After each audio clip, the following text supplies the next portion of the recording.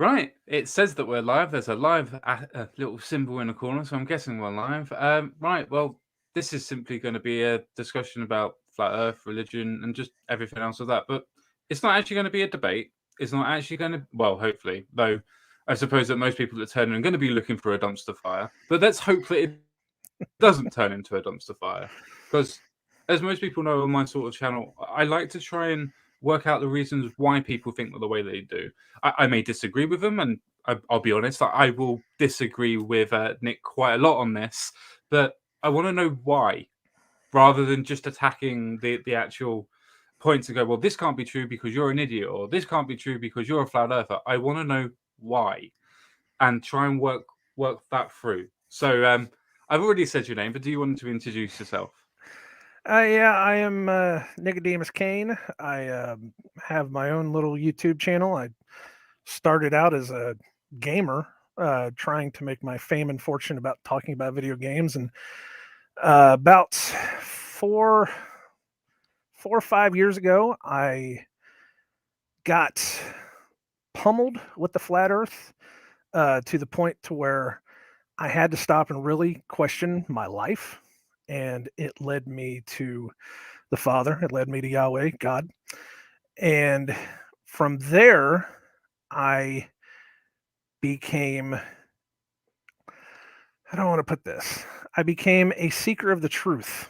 I became a seeker of something other than what I personally think is the lies of the world, of the massive deceptions that have that we are drowning in. Um, because everything I see and everything that they have told us don't seem to correspond anymore. And I don't know, firstly, I don't know why that is. And secondly, I want to know why nothing makes sense anymore. Um, because everything I was taught, the whole, everything is what we say it is, trust the government, trust the media, the earth is round, we went to space, yada, yada, yada, everything like that. It just doesn't seem to fit, you know, and from there, um, I pretty much stopped trying to be a gaming channel, and I just basically started becoming, you know, trying to find the truth. Started preaching the word of God, um, and that has kind of brought me to this point, which surprised the heck out of me. Today is definitely a flat Earth day because not only have I started talking to you, but there was another person that I ran into that watches my videos that he used the flat Earth sun and moon calculator map. I don't remember exactly what it's called, and it's an app on a phone, and it helps you find other flat earthers. And he just found me today. He said, "You live like 30 minutes from me. We need to meet up." And I'm like, "Okay, cool." And then you know we started talking, and so now I'm like, it's a little weird. It's a little weird because I've never thought that I would get to this point where I would be talking about this kind of stuff like this.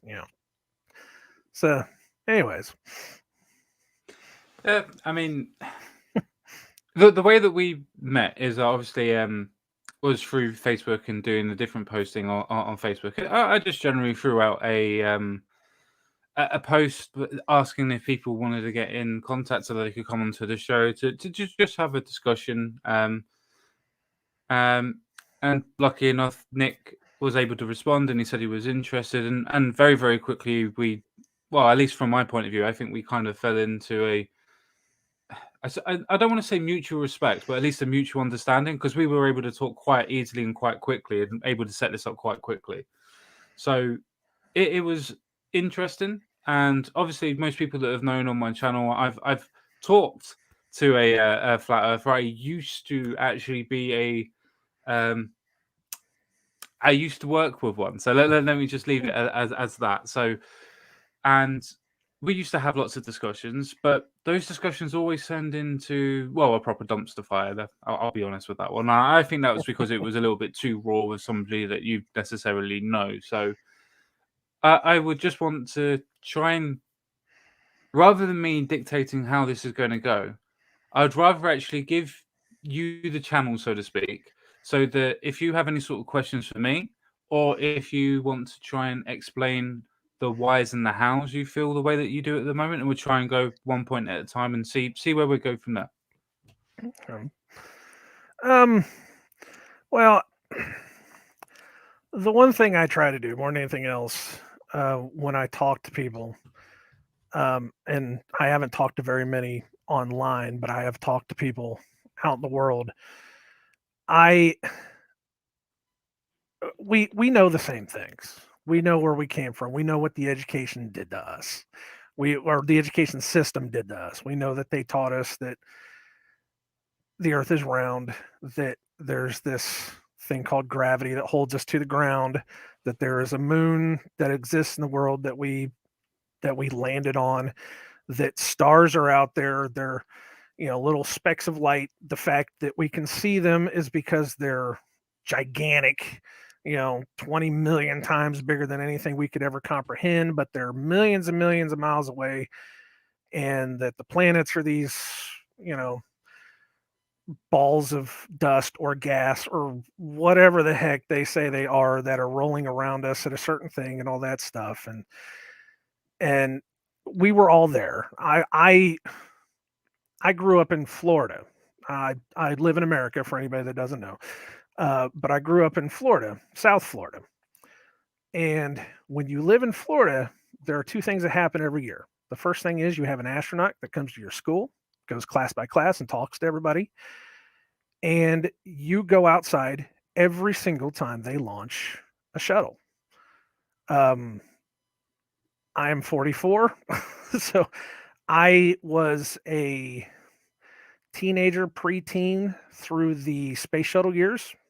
So we got to see every single launch. We would go outside, we'd watch it take off, we'd watch it do its thing, the whole deal. But that was just part of my life. I was the space kid. I was always the space kid. I always loved space. I love the movies. I love the whole concept of it. You can see in the background, that's my whatever the heck it is. I can't even think of what the name of it is. Star Wars. Oh God, I feel like such a noob now. I can't think of the name of it. It looks Anyways, like looks like the this Emperor's ship there, the yeah, destroyer. yeah, the Star Destroyer. Why could I not think of that? That's so bad. You get to this age and you're just like, everything starts leaving you, and you're just like, But I was the space kid, and I'm still the space kid. I love the story of it. I see that we're told the lie, but that doesn't mean that I can't still enjoy the story. So we're coming from the same place where, you can tell me all the stuff about, gravity is this, or, the clouds are this, or the sky is this, the stars are this. I know it. I've been there. I was there. I was there 100%. But now I see it from a different perspective. And when I talk to people, coming back around to where I was, when I talk to people, the first thing I ask is, what would you have to say to me to get me to come back? Because I can't show you proofs. It's not. I can point you to videos of the guys that sent up the weather balloon to 180,000 feet, where it looks completely flat all the way around. I can send you to the videos where, like up on the space station, I can send you the videos where it just looks like it doesn't, it's not right, with the women that have the hairspray hairdos, and the one videos where they cut off right at the end, where everybody seems to magically fall back down to the ground and right before it gets cut off, where the guys are dropping things in space, where they look like they're on wire harnesses. I can send you to all that stuff. I've seen most of it. Yeah. So, but that's going to be on a personal level for somebody to be able to look at and have it break them down, have that break that cognitive dissonance down. Um, somebody said a long time ago, not a long time ago, but at the beginning of all this, that NASA is on a budget.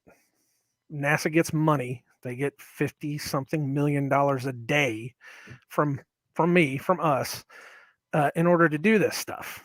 And they have to put out the best product they can. So, of course, they're going to put out all the pretty pictures, all the amazing things that they do to make themselves look as good as possible. Even if they've never went out to space at all, they got to put this stuff out because they have to meet that budget. Mhm. At the same time, though, the stuff they put out is so shoddy, and it just doesn't look right or real anymore. It goes back to, they show the videos of the moon landing, and they where you speed it up and you can definitely see that these guys they're just walking out there on these harnesses, whether people want to believe it or not. It's what it looks like. It's not what it is, it's what it looks like. That's the disconnect. That's the why of it all. There's other things other than that, but it's it started with the lie, and then it becomes, okay, so what is it? What's going on here? Why is this happening the way that it is? But I always say, well, how do you bring me back? What can you have to bring me back to that point to where I can somehow magically slough off all of these videos of these things that I've seen, other than saying, well, these people are just trying to trick me with their videos in order to, make me believe in something. And it's like, okay, but there's still things that I've done in my life that don't match up either. Sure. So I don't, I feel like I'm in therapy. No, no, no, no, no, no. That's what No, it no, no. feels. I feel like I'm in therapy. I'm like, hi, I'm Nico. No, I'm we're a flat definitely not earther. doing anything like that whatsoever. I suppose if your question is what can I do to bring you back, so to speak, I suppose I would have to actually ask a question to you first before I could actually answer that. Is if you're certain, why would you want to come back? Probably because that's the only way I can get you to see my side.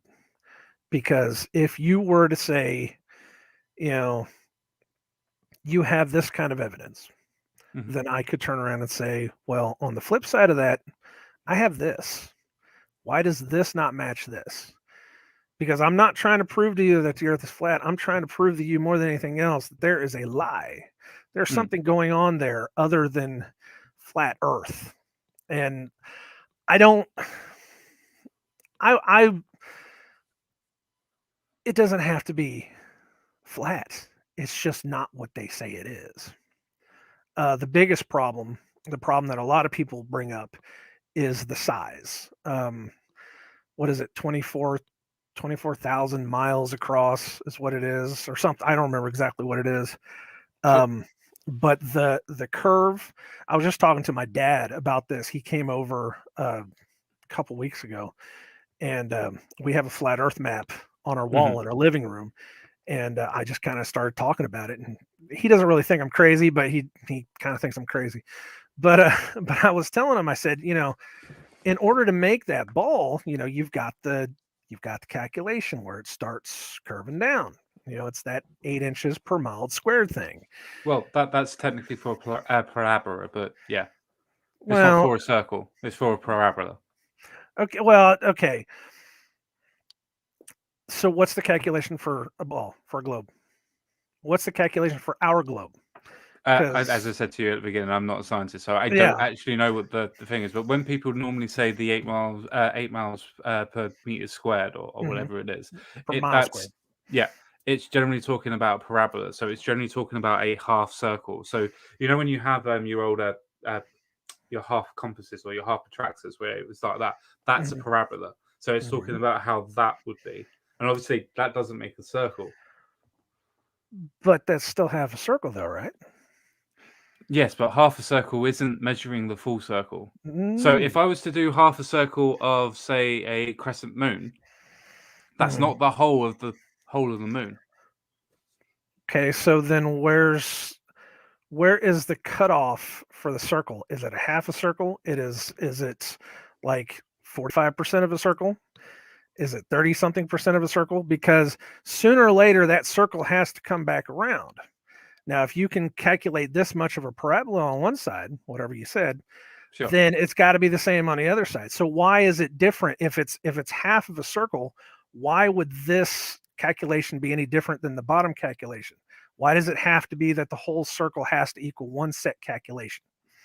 Because it's trying to say, for instance, if you're doing 1.1 plus 1.1, you can say, well, that's 2, because you could round it down to 2, Mm-hmm. which you could say is the parabola version of doing it.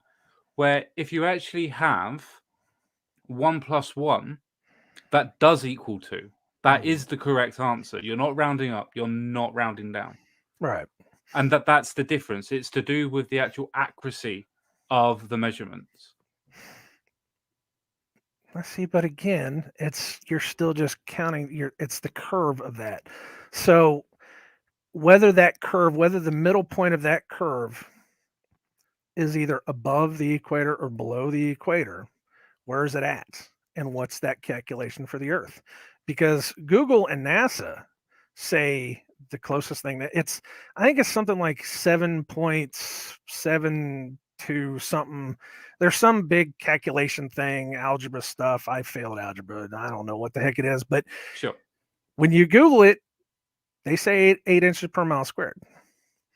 So they're telling us that's what it is. I mean, there's the easy way of doing it for a It's the short easy way. distance, Yeah, but it's for a short distance. Like if yeah. you're doing something for 10 miles or to 100 miles, you'll probably use the parabola version of doing it Mhm. because it's accurate enough. But if you're measuring the whole of the planet or trying to do half of the planet, then it's not accurate enough. It will not be accurate enough because, as I said, if you do 1.1 plus 1.1 plus 1.1 plus 1.1 all the way up to It adds doing a up. Yeah. 10, you're well off then by a factor of 10 because of the Yeah. point ones on it. Where if it's just a singular straight 1, then you're perfect on it again. Mm. And that's the difference. And I understood that when I started going into it because it was a slow process for me because there were times I would be like, well, I'm 30% sure that it might be flat, might Hmm. be, I'm Sure, sure. 40% sure, and as it kept going, I was, well, we're getting there, but it's still, even for the short distances, for Hmm. like 5 miles, 10 Hmm. miles, it doesn't make the sense that they want it to make, that they tell us that it should make. Okay. Um, perfect. There's a video out there. Again, I'd have to tell you to go watch one where it was a guy that took his camera. It was a frozen lake. Hmm. Took his camera, put it on the ice of the frozen lake, and Yeah, had his wife on the other side at 5 miles, 10 miles, whatever it was, sure. put their light down, and there should be a drop. I mean, even if it's that minuscule drop, there should be a drop. I just saw a commercial the other day I thought was hilarious. Um, I don't remember where I saw it. I was in somebody's house, but it was they were talking about, it was a flashlight. This is what it was. Sure. You can see this flashlight from 10 miles away. It's that kind of thing. And I was looking at it and I said, is somebody standing on the shore of the other side of a lake flashing a flashlight, and they're talking about seeing it from 10 miles away. Let me do that math real quick for a second. I said, I can't remember what it was, like 6 feet or something. I don't remember exactly what it was. It it's the calculations, and you've got guys. They're using the actual calculations of this parabola thing Sure. that are going out there with infrared cameras now and seeing things from like 50, 60, 70 miles away. Yeah. But And they were at a that's lower distance. well, they were They were at a lower they were at a elevation. higher altitude is what it was. There's Yeah. some Russian guy in a plane with a he's saying, well, I'm 30 something thousand feet up and I can see the very tip of the mountain that's 200 feet, or 200 miles away. that we shouldn't be able to see, because at 200 miles with the calculations, this thing should be however many miles below the. And it's those little things, and again, with things that I've done in my life, Sure. which we can we can get to as we go, but it's those kind of things that I'm like, okay, why won't the scientists come out and at least talk about this? For me, for instance, with what you said, for instance, using the measurement of putting the light on the floor, the camera on the floor, and Mm-hmm. trying to get the light from the opposite side. I don't know if the light was on the floor. I can't remember the actual video myself, to be honest with you. I can't remember if the light was on the floor, if it was at 6 feet high or whatnot. But one of the main reasons why you wouldn't be able to see any sort of drop on a frozen lake is because it's frozen. Now, that doesn't mean, oh, well, because it's become solid, that makes it different. That's not what I'm meaning. When you have a frozen pond yourself, or you've gone near a very cold morning and the sun starts to heat things up, Mm-hmm. you can Right. see water vapor coming up, can't you? Okay. So when you actually have anything that's frozen, you automatically have energy that's being released from that frozen water, because vapor Mm-hmm. will escape from that. Because as long as it's not absolute zero, it's always going to lose some of its density, some of its mass, and it does that by escaping, going into water vapor. So Mm-hmm. with that water vapor that's there, it refracts the light. So as you're recording it, obviously the digital light beams are actually going into the camera and actually trying to do that. So it's actually being refracted as it's going over. That's the reason why when you have a foggy or cloudy day, you can't see as far, because of the water vapor is causing more refraction over that water surface. That's why when you do sort of measurements, you want to do it on a clearest day as possible, but you don't want it too hot, because then you have the opposite, where the water starts to get rid of its water vapor, and that causes more refraction. Mm. And that is that's similar to the mirage. Similar. I don't want to say excuse, but it's what they say. Well, when they talk about, you're seeing Chicago across Lake Erie and it's just a mirage. Um, I've seen Chicago across Lake Erie. If it was a mirage, it was a mirage. I don't know. I know that Sure. there is some kind of refraction, some kind of something that happens on the edges that makes things magnified. I know that. Whether that's pulling things up over the curve, now that I don't know. Because again, we're talking about things that, you know, past 20, 30, 40 miles. Sure. How much further, can you see over that? And it's a lot of that also comes down to, why can't they just point one of these big ass telescopes down? You know, why can't they just go ahead and do it for us so that they can prove it? At this point, everybody says, well, you got to go up in space to be able to prove this stuff. But I mean, who can you trust if you can't trust anybody going up into space? I'm not believing William Shatner whenever he's going up there saying, I'm sorry, the man's a paid actor. What do you want? I'm not believing that. I'm not going to believe anybody from NASA when they tell me, because $50 million a day buys a lot of silence. I actually, No, I'm completely with you on that one. Yeah, I had, those types of things can be done that way. I can understand how you'd be skeptical about hmm, something like that, but but yeah, the refraction thing. I mean, I get that. I understand that, but it's still doesn't explain the thing. It's not. It can't always be pulling it over the curve to be able to see. Sooner or later, somebody has no, to it stop doesn't. and understand. And kind of say, well, whenever we take one of these Nikon P1000s or whatever they are, and you zoom out into a ship, way out in the middle of nowhere, and you can still see water past the ship. Is that the water vapor pulling the water up over the curb behind the ship? Where, because I don't know how far out those ships are. I don't know what that distance is. I can't say for certain.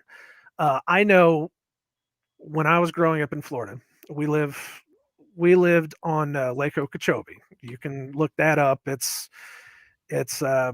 what is it? I can't remember exactly how big it is. Something like 20, 25 miles. I don't know. When you go to Okeechobee itself, the city of Okeechobee, and stand on the pier at Okeechobee, you can look across. And I never questioned this when I was a kid. Never, never, ever, ever. But you could see the other pier on the other side in Immokalee. That's what everybody always said it was. There's a city called Immokalee out there, and you could see the lights. They had one of those view things on the Okeechobee Pier where you put the quarter in and you can view out Sure. and you can see it. And Lake Okeechobee, depending on what season it was either between 20 feet deep or it was 10 feet deep. And when that lake is low, you can see everything.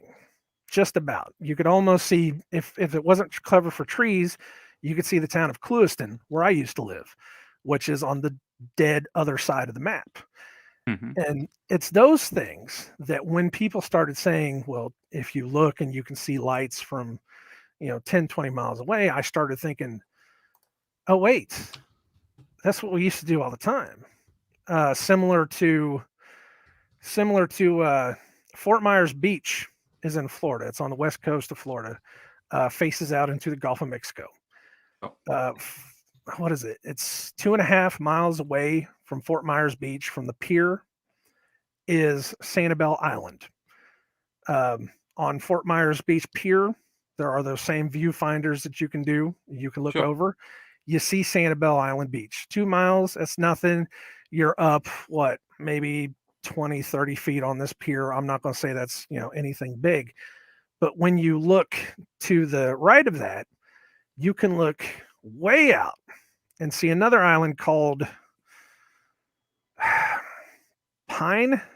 It's a Pine or Pike Island. That's what it was. 6 miles, 7 miles away. And they have boat docks. And you can see the people getting out on the boat docks. You can see up onto the land of that. You can see around the island. And this was stuff that I saw. Sure. That when I was a kid.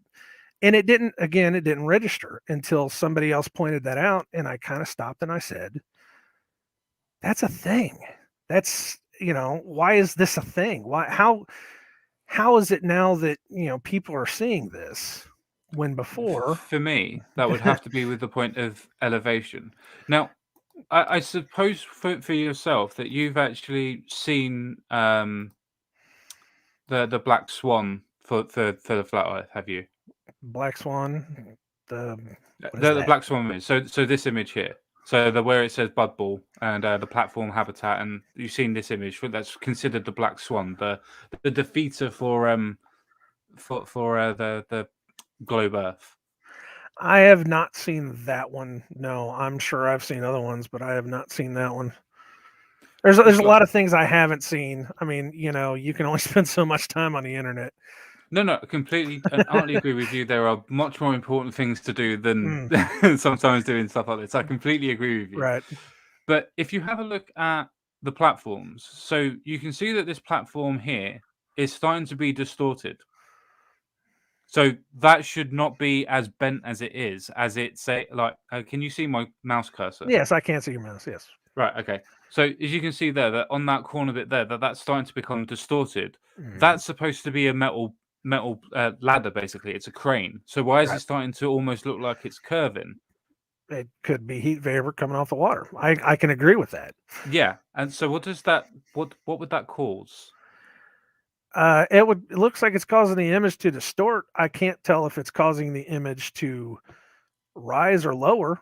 It's definitely distorting the image. I can see that much. If it is causing it to rise, that's fine. So is it causing the water line way behind the one on the left to be above the struts of the one on the left? Is that what's causing the water line to be behind that? That's how it's causing the mirage. So as you said before, because it's a refraction, it makes it look like the water level is rising. So when it's a dry day and you can see the tar being very hot and giving off vapor, it makes it look like there's water all over the surface and makes it look like it's a flat plane, even if there's bumps in the road. Because if you can see it, the vapor from the tar makes it look like there's a a straighter line because it's rising everything up to eye level. Where this is doing something very similar because the light that's going to your eyeball is making it actually be at a particular level. That's why it's refraction, why it causes a mirage. Because if I go to this one, why is that so far down there now? It's the same picture, just on a different day. Are we absolutely certain that's the same picture on a different day?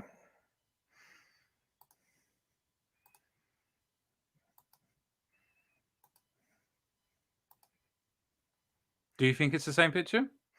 I think that it looks like it was taken in a very similar place, but I can't tell for certain if it was the same exact picture taken on a different day. Let me rephrase it then. Maybe it's not exactly the same picture, but it's taken at the same place and it's taken at a different time. So it's roughly at the same place with the same amount of zoom with the right camera at roughly the same elevation. But are you sure it's taken at the same place? Because of the angle of the picture, I'm pretty certain of how the angle almost matches up identically to that picture. Well, again, it's a matter of what we can and can't believe against Sure, but what, I'm not what we're asking you to told. believe. Yeah, I know, I understand, and that's why I'm questioning that. I Because agree. that's the questions that we need to ask: is are we absolutely certain what we're seeing is what we were told about the pictures? Because Now, I I don't don't. want to put you on the spot. But why is this one, in your opinion? Obviously, we have no idea. I'm not a scientist. You're not a scientist. Nobody in this goddamn room's a scientist that's going to be able to explain this fully. Right. But in your opinion, why is that one so far lower down now? But also, as well, the image, and as we said before, the cranes are no longer distorted to compare to how the original picture was. Well, again, it could be taken in a different place. It could be taken with a different lens. It could be taken with a different. What's the? It's not focal length. What is it called? My dad was a photographer. Sure. I picked some of it up from him. I know that if you take a certain lens and if you move it out, you can make things in the foreground and the background move however the heck you want. Um, that just to me is it's you want my explanation for it. It's that could be any number of situations that would make that look different. It's very even possible that the first picture was taken on the water. We don't know. It's we can't trust everything. We can trust something, some things, but this kind of stuff. And again, that's why I say, can you trust the people that show us the videos of the guy with the light on the thing? Other than me seeing that, there's one guy on the one side of the side of the side of the lake that has, he's got his hand held and he's showing himself putting the camera down, and then he has the picture of his wife on the other side putting the light down. I mean, can you trust that? We don't know. This is the whole flat earth thing is about what we can believe and what we can't believe. And No, I completely agree. It is about the belief and understanding of the belief. The thing that I'd want to point out is that this is generally, without the writing that's put on here, this picture is normally put out as evidence of the globe being busted, so to speak. But if your father, as you said, has done bits of photography, as you said, you probably picked up a little bit. If we're talking about how they picked up, why is there a massive line of how the water seems to change?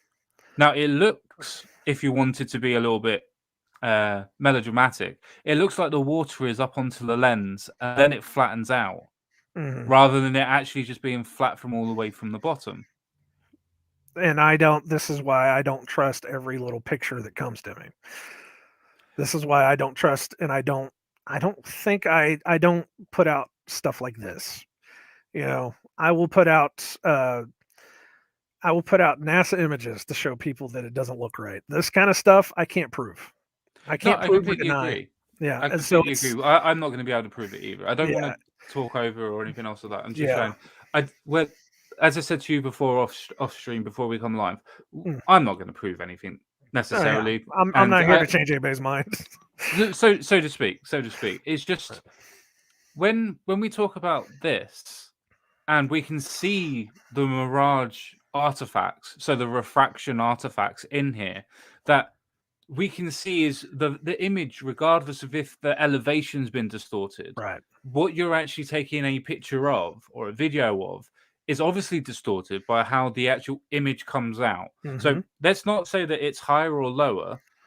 Let's focus on the idea of why is that image so bent, if you want to put it that way, It's and why is that one not? probably because the weather. Probably because there just wasn't that much moisture in the air. Probably not enough heat. It was probably a million things. But that doesn't mean that the water vapor in the air is pulling the image of that over the water.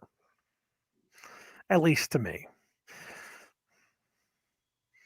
Okay, so what do you think would be the explanation for why that's changed so much? Because I can't really do a blink test on this one, but if we look where the line is, Mm-hmm. where this water line is, right? Mm-hmm. And we see that over that line, there's another. We can see the other oil rig or whatever. We can see the other rig over the back, right, where the water line is. If we go back to the other picture, I bet you that if I could leave my mouse there, I bet you that's where the distortion line is, where we see on the other picture. It's possible. It's a little bit higher, but that's where that distortion line is. I just find that a little bit, let's say, coincidental.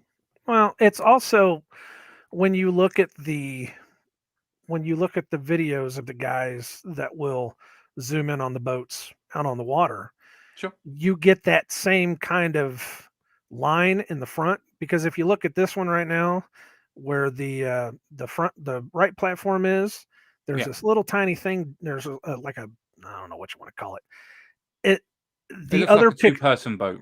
yeah, the well, I'm not talking about that. I was actually talking about the platform itself. But Okay. there's a little bit of that cut off on the other one too. Uh, but when they zoom in with the cameras, you get that same kind of effect.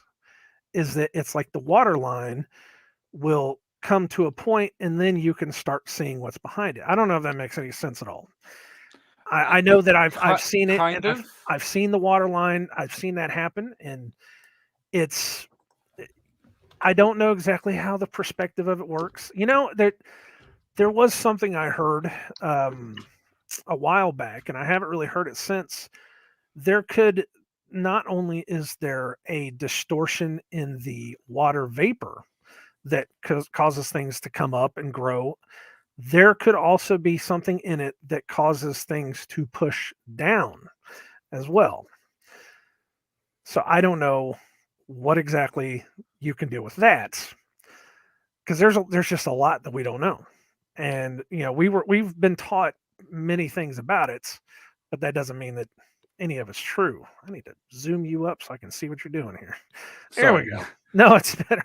I had it down on the little screen, and I'm like, I'm fighting to see it, and I'm like, why am I doing this, man? This is technology. Come on, dude, use it. The reason why I brought this picture up is because I felt that you brought up a really good point. As in, this picture is actually taken as a snapshot from an actual person that did this as a video. So they saw that there was 3 oil tankers that were traveling in the same boat path, and they were able to zoom in. They took a couple of pictures. They were able to show this. So my question to you is, as is, we can't really see sort of any distortion on any of the boats, so to speak. Mm-hmm. So can you see the orange line there, but you can't see the orange line there? And why can you not even see the bow of the boat there? That I can't tell you, because I've still seen the videos of this where you will see when they zoom in on one, it'll start out like the one on the right, and then it'll slowly become the one on the left, and then eventually it'll zoom right into the one in the middle. There's something about the water line that is somehow either perspective of the camera or something else. It's somehow the water line, like the thing is here, and the water line will slowly go down until you can see it. It's I've seen that in the videos. I can't understand it. I don't understand it. Okay, But I've seen similar videos to what Mhm. you've done because I like to try and do a little bit of research before Right. I do things like this. Like yourself, I don't want to go to directly to the debunking sources or whatever. I like to try and do things for myself from the own sources. I have never seen any video of where you actually have a boat that's there that has been zoomed into after that's been there. So when it's already disappeared a bit of it.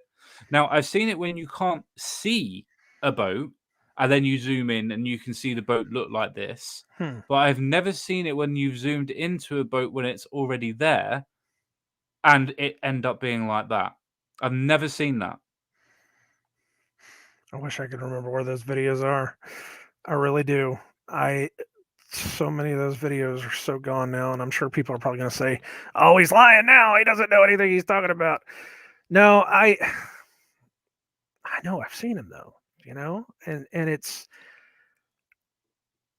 to go with what you were saying before. Who's saying that there isn't some kind of a refraction that's either pushing up or pulling down on the waves in front of it?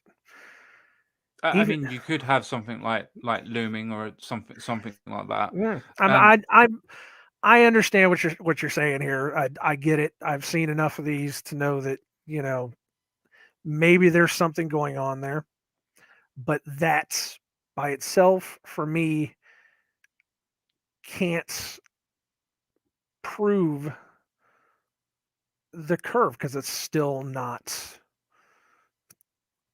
It still doesn't follow the calculation. It still doesn't follow that. It still doesn't follow that curve whenever you're talking about 5 miles, 10 miles. Why is it only past this many amount of miles that we actually start seeing it? well, the thing is with Earth, because we have an atmosphere, we don't actually have let's say we don't actually have um, a geo horizon. We have an apparent horizon. The reason why we say that we don't have a geo horizon is because we're not on the moon. We have Mhm. an atmosphere. So because we have an atmosphere, the actual horizon moves because of the atmosphere. So that's why we have an apparent apparent horizon because it changes with the atmosphere. If you have a clear day, you normally can see quite a distance normally without any sort of distortion, normally without any sort of weirdness that ends up going on. Where if it's a cloudy day, even if it's just clouds above, that it doesn't really go very well because there's more water vapor in the air, so you can't see as far. It's same thing with fog, same thing if the light's not too good, so on and so forth. The main problem with when we talk about can we calculate this, can we calculate that, it all depends on what calculations you're using. So if you're using the parabola one, which is great for short distances for not necessarily being overly accurate, but it sounds like what you want to do is you want to be overly accurate. You want to measure it. So I'm not 100% sure, like with Jeranism, when he was doing his own version of the light over the lake, Mhm. where he was so 100% certain that he was going to be able to get this light to be where it's supposed to be if it was flat. And he did the experiment while he was actually being filmed, so to speak, because he was doing the Netflix Is this from the documentary. movie? Is And this from the Netflix thing? it is, yeah. But Yeah. it's not been cut. That's the thing though. It's not been cut. Are you And sure? the experiment, yeah. Jeremy even come out and kind of half admitted it and then changed Right. his mind. And so but Oh, the point that I'm trying to make is that he did the experiment himself. He right. said that this is what we would expect on a flat earth. He didn't get what he expected on a flat earth. So he asked Enrique to put the light above his head, which would have been what you would have expected on a globe Earth because of the drop. And the light was visible as soon as he asked Enrique to do that. Mm. And then you get, the famous, that's interesting Right. quotation. But Right. that's an actual experiment that's actually been done by Jeranism, the same as what was done by Bob Nodell about doing the rotation that's been measured. and that was from him. He was saying that, well, you can't put that in the documentary and so on and so forth. But when we say that these things have been measured, I'm not saying I've measured it. I'm not going to go out of my way and try and lie to anybody and say, yeah, no, I've definitely done it. I know it for certain. But even when you have people like yourself that disagree with other people and how they've done the measurements, when they've done it themselves, you normally don't hear from them about them proving the flat Earth. It's either an excuse or we didn't do it right. And for me, if I'm a skeptic, I would find that quite skeptical that the people that I'm not trusting, but is thinking that are at the forefront of trying to prove flat Earth or prove globe skepticism, when they do their own research and do their own experiments, they kind of don't really show the results for that, or they discredit themselves after they've done it. I find that interesting. That brings up a good point about trusting who is and isn't doing the experiments, because nobody makes any money telling the truth. Oh, I don't know. I think if somebody like Jeranism or Bob Nodell or whoever was able to actually prove, by without a shadow of a doubt, with using their own experimentations and documenting it, that the Earth is flat, they would be on every single talk show. They would be asked to go on to every single scientific notion and every single the Peace Prize themselves. They would go and get that they would literally be like Fields medals and so on and so forth. That they would be at the forefront and pinnacle of science. I wasn't really talking about that. I was talking about the money they make before the fact, that they still are pulling pretty decent paychecks for talking about flat Earth. It's Sure. kind of like it's the Alex Jones syndrome. You don't make $1 million by telling the truth. You just don't do it. It's not one of those things that just happens. You tell the truth, they're going to shut you down. It is what it is. There's a lot of people out there that when you really look at it, and I don't want to start throwing names, because there's so many guys out right now that are throwing names. Sure. So many truthers right now that are throwing names that it's just becoming a battle. But yeah, you don't get to have your channel monetized. You don't get to have the sponsors or the whatever it is to be able to pull in the hundreds of thousands of dollars that these guys are pulling. That they want to say, oh, we're poor, we're demonetized, we're this, we're that. It's like, no, you're not, man. You're going out there buying how much did he say that laser gyroscope thing? 20,000, I think. Yeah. Am I going out buying a $20,000 thing? No, I'm poor. I'm broke. I have 380 something subscribers on my channel. I get an average view of 10 per video. All right. I try to tell the truth. Sure. As much as I can, but I'm not monetized, and I'm not just going to say, oh, that's just because of me, because I'm so, there's other guys out there that they've gone out past the point of trying to muffle their voices, and when they did, their channels got hit. So I don't trust the Globe Busters guys. They have a certain amount that I can trust, and see, but it's called controlled opposition for a reason. That's exactly what it is. And it's the trust game. It's all it is. I mean, I kind of get where you're going. I kind of get that. I was just the only thing that I would push back on that one is to kind of say, well, do you think that all of these prominent people that have gone in to argue for flat Earth or for globe skepticism, do you think that the ones that have tried to do experiments to prove it, do you think that? I don't want you to drop any names, and I'm not trying to try and start any beef or anything else like that, or whatever. But do you think that they've tried to, I don't know, try to make money off of it, or do you think that they actually believe what they say that they believe it? Because I'll drop a name. I don't think Mark Sargent believes in flat Earth. I don't think he does. I think he does it purely as a money-making gimmick. He's a very smart man. He knows about games. He knows about how to market himself and so on and so forth. But I don't think people like Bob Nodell do it for that reason. I think that he genuinely believes in it. Same as Jeranism and others like that. Witzer gets it, and so on and so forth. Mark Sargent is definitely not what I would call a trusted voice. Sure.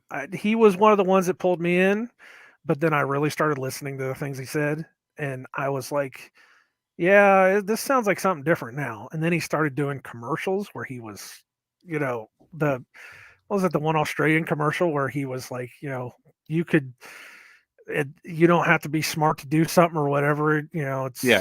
and I believe in flat earth or something like that. But there are a lot of Paid quite guys well that, for that though. yeah, well, there were a lot of guys, especially early on, that came in and they just jumped on it. It's like immediately it was like, flat earth channel, and then there were t-shirts, and then there were, coffee mugs, and, buy this, buy that, buy this. And everybody was sponsored and everybody was making money and doing this and doing that. And it wasn't those are the guys that I wouldn't trust. You just can't trust it. I mean, you can take the whole thing about the controlled opposition thing is that they give you 90% truth, but then they give you that 10% that will throw you for a loop just enough that the media will latch onto it and say, look at these kooks. Look at these nut jobs right here. It's the Alex Jones syndrome. It's like I said, Alex Jones will tell you all day about, all these documents and conspiracies and things that have been out there for years and years and years. And these things are true. You can go look at them and find them, the CIA documents and all these things. But then it's the sitting in the studio with the tinfoil hat saying that the frogs are being turned gay that turns you off. That's the controlled opposition part of it.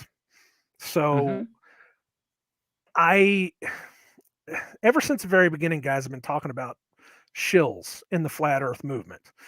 I'm not part of any movements or anything. I'm just believing what I'm believing. So I'm separating myself from any kind of flat earth, anybody's. I'm not in any groups. I'm not in anything. Again, today was the first time I ever had somebody ask me if I wanted to come meet them, and even then my wife told me to be skeptical of it. But that's understandable. But that's definitely understandable. Yeah. So, but there's, ever since the very beginning, people have said there are people in this movement, in the community, that are just there to make money. They're just there to make people look stupid. They're trolls. Stay away from them. And I've tried to find the right ways, the right ways to go. The biggest one that I held on to was Rob Skiba, because he was the one that introduced me into the Bible, about how it connects to flat earth, and about all the other things that are happening in the world right now. It's amazing how the Bible predicted so much of, whatever. But he's the guy that I found. And there's been people that have said, oh, he's a shill too. He made his money. And I understand that, absolutely. But he's also been that man of God. And for me, that's where I kind of have to, take that with that grain of salt, know that he's coming from a certain place. I have to be able to read it in the book. I have to be able to see it with my own eyes. And it all kind of wraps into that, that pretty picture for me. That's what, again, like I said, it took me a good 3 years to come around to it. And then when I found somebody like Rob Skiba, and who else was it? Oh man, there was somebody else. He got taken off of YouTube. Who was it? But he was doing it too. And they both brought me to that point to where I found God and I was saved. And that's where I have to go from here. That's the religion aspect, if you want to start talking about that. No. I don't actually want to talk about the religion side of things at all. People's beliefs are absolutely fine, and that's absolutely up to them and what they believe. I do not think that flat earth leads you to God, but I do think that it reinforces your belief in God. So if you believe that the Bible talks about flat Earth, which for most of the churches in most of the world and most of the people that are Christians don't have the same opinion as you, and that's fine. It's just a case of, for me, I don't think that you need flat Earth to believe in God. If you want to use it as a justification, that's fine. But if you want to believe in God, you don't need flat Earth to believe in God. Well, I don't need flat Earth to believe in God. I believe in God now. I believe that He is my holy savior. He is the one that has taken me to this point. He used flat Earth and exposing lies to be able to let me find the truth. Sure. That's where I come from. Is I use flat Earth to a point. When I'm talking to people, when I'm doing my videos and things like that, I say, all it takes is that one spark. Sure. That's the reason why I was talking to the guy on the Facebook thing. I said, all it takes is that one thing to change somebody's mind. And if they take that and go look in the book, if they go look at Enoch, if they go look at Jasher, if they go look at anything else and it brings them back around to God, that's where it is right there. And from that point, they can take flat Earth and do whatever they want to with it. But for me, that was the spark. Sure, no, I completely not get where you're going with that. That was the spark that led you down the pathway that you're now on. And I completely agree with you that it only takes one spark to be able to lead people to where they need to go. As the old saying is, the straw that broke the camel's back. It's not the heaviness that does it. It's just that one extra piece that takes you too far, that you just makes you go tumbling down, so to speak. The Alice hole, if you want to do it that way. But the thing that I probably would want to stress is with the idea of flat Earth. And again, believe what you want to believe. I have no issue with that whatsoever. It's just, for me, if I may again, because I'm going to share something else, another picture. Go for it. But when you have something like this that was from Lake Pontchartrain. Oh yeah, this one. Yeah. Yes, but as you can see how the actual horizon and vanishing point actually is, and it's on a clear day as well, and you can see where the horizon is, and it's been heavily marked out. Mm-hmm. I don't see how you can, and it's not edited because it was done from a video and it was a screenshot from a video as well. So it hadn't been edited on the fly or anything else like that. It's only been edited to be able to put the text in and show you where the vanishing points are and the lines are. And if you don't think the lines are equal to where they should be, that's the reason why you can see it just bending over the back over there. Now, that's not to try and say, oh, well, this definitely proves a globe. I just find it very hard for somebody that believes that it's flat without any curvature would be able to explain this without adding, well, maybe there's a little bit of curvature, but it's still flat, which is why some people say it's a plate. And I'm not saying you do, but that type of a thing to encompass a curve when you're looking over things. Well, that one has always been weird to me. Just because I've seen other pictures of that. And I wish I had saved those. I really do. I wish Sure, I'd I've saved obviously those. come a little bit more prepared because I did say Yeah, it was only a no, I discussion, didn't. but Yeah, no. it's absolutely fine. But things like this, where you say that it came from a video. Yeah, Soundly's, believe it or not, Soundly's videos. He actually still has it on his YouTube channel. I've seen pictures of that though, where those posts, whatever you want to call them, the columns, whatever, they're more spaced out than that. They're not that close together where it looks like they come together at the end.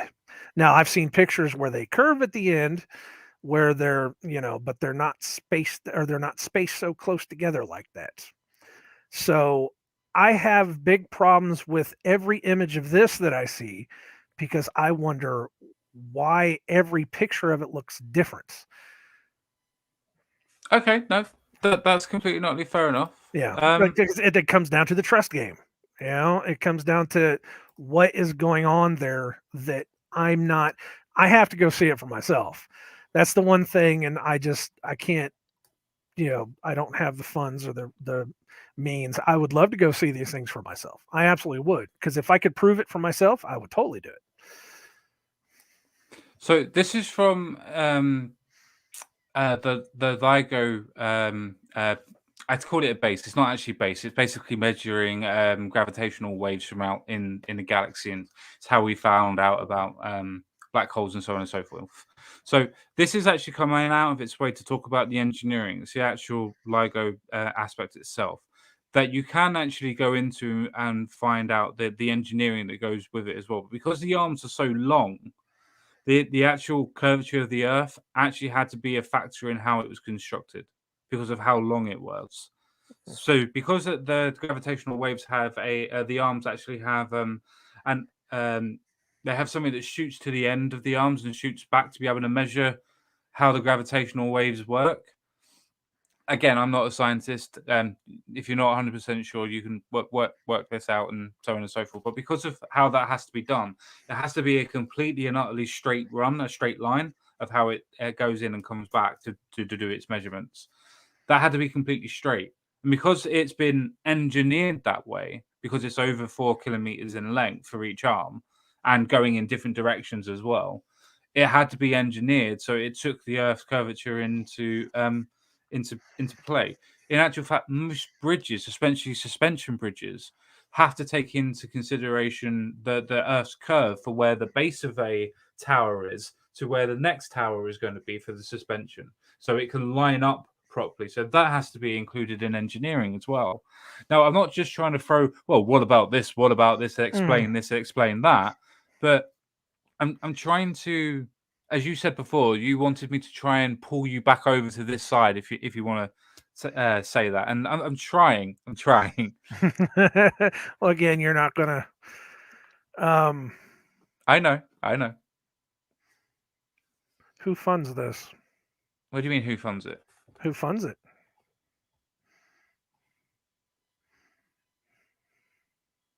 I'm not 100% sure actually. If it says NASA or the people that fund the Large Hadron Collider, even remotely, it's suspicious. No, it's supported by the National Science Foundation, operated by Caltech and MIT. Okay, who are the backers of it, though? Not just supported, the people that are putting money into it. Again, this is a trust game. This is I mean, to be removing the fair, shells. but this sounds, and I don't want to be rude, but this Mm, sounds like it's a dodge. The reason why I say it's mm, like a dodge, the reason why I say it's like a dodge but- is not because I don't think that you're trying to be dishonest. I don't think that. all right. I think you're focusing on, well, who's backing this, who's backing that, rather than the point I actually made, which Okay. was that the engineering is what proves the curvature, not Okay. LIGO and not the backers, but the engineering does. Okay. Well, then why is it that that is the only project that I have heard that has had to worry about the curve of the Earth? Because every Because other of the project. sensitivity, because of the sensitivity of trying to measure gravitational waves from space. Even if you believe that we don't haven't been into space, we can still measure what's outside of our Earth's pull, if you want to put it that way. And that's what LIGO was made for. So it's made so sensitively that it needs to be engineeringly perfect on how it does its measurements, which is why it had to take everything into account. So we've just kind of thrown off everything else. We don't really have to worry about the curve of the Earth for anything like bridges or I just said tunnels that we do. or. But again, this is the only thing I've heard where they've said that they've actually calculated the curve of the Earth. They do that with long bridges. They had to do that with the Golden Gate Bridge. They had to actually calculate the curvature of the Earth with Golden Gate Bridge to make sure that the two towers that were in the middle were at the same height when they were putting the rest of the bridge together, so it would meet.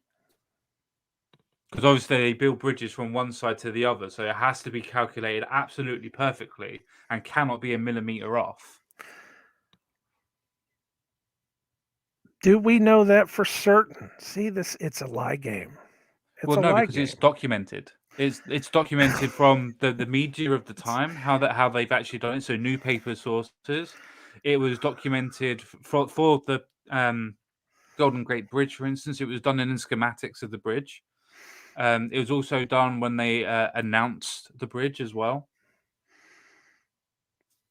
So I'm not trying to just go, No, well, this, I and understand. this. I understand. What I'm saying is, just because somebody says something doesn't mean it's real. I'm trying to crack you out of the lie.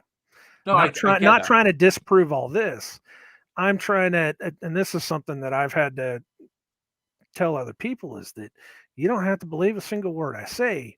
You just have to understand that there's been a lie, a serious lie that you have to crack yourself out of. Whether that's flat Earth, whether that's the if I start dropping names on everything, you'll definitely get this video removed. That's fine. But yeah, no, But I mean, whether it's anything that's happened in the past, you have to understand it just doesn't add up anymore, and it's because we've been told something very specific from the day we were born, and we were told never to question it. And when we do question it, we're told all this stuff that you're kind of showing me, but that comes from somebody else. everything that we do is going to come from something else. Because if we can't do the engineering ourselves unless we learn it, how are we going to be able to trust somebody to be able to tell us the engineering? If I go to a flat earther and go, well, can you prove the engineering because you're an engineer? And he goes, oh, yeah, I can prove it. But 99 other people go, well, no, I can prove that this is this. Who do you go for when you're just a layman? We have to do it ourselves. We have to find a way that we can do it ourselves and not trust everything we were immediately given. So if I was to mention something like Folkhort's Pendulum, which is something that we can all do if we have a big block of tower, block of flats, or a big block of building that's near us, where you can put the Folkhort pendulum onto the actual building in the middle, and you can let it swing from side to side, right? So it's going straight forward by its own momentum. No mechanics, no physical pushing by anybody. You just let it go like a pendulum. I have pieces of paper underneath it, and it will draw a line. Now, with that line, it will end up slowly moving, and whether you want to believe it on this side of things or not, you can actually calculate your longitude by how that degree bends from where you put the Folkhort pendulum. And that's something that you can do yourselves, that you can measure yourself. So why isn't the chandelier in my dining room constantly swinging? Because you haven't set it up for it to swing. So I don't you want to have be. You understand how a pendulum is supposed to be suspended? yeah, but you're saying that I have to. You're saying that we can set something up like that and it'll just start swinging on its own. No. You have to have it so it's a pendulum. The pendulum doesn't swing So by you have itself to start to swing. off. Yeah. But okay, so if there is even the remotest, tiniest bit of you not setting it up and doing it right, you're not, or you're, what's the word I'm looking for? You're messing with the swing of this thing, because we can't just, unless you were to magically lock it into place somehow and then let it go and see what it does. Plus, you have wind.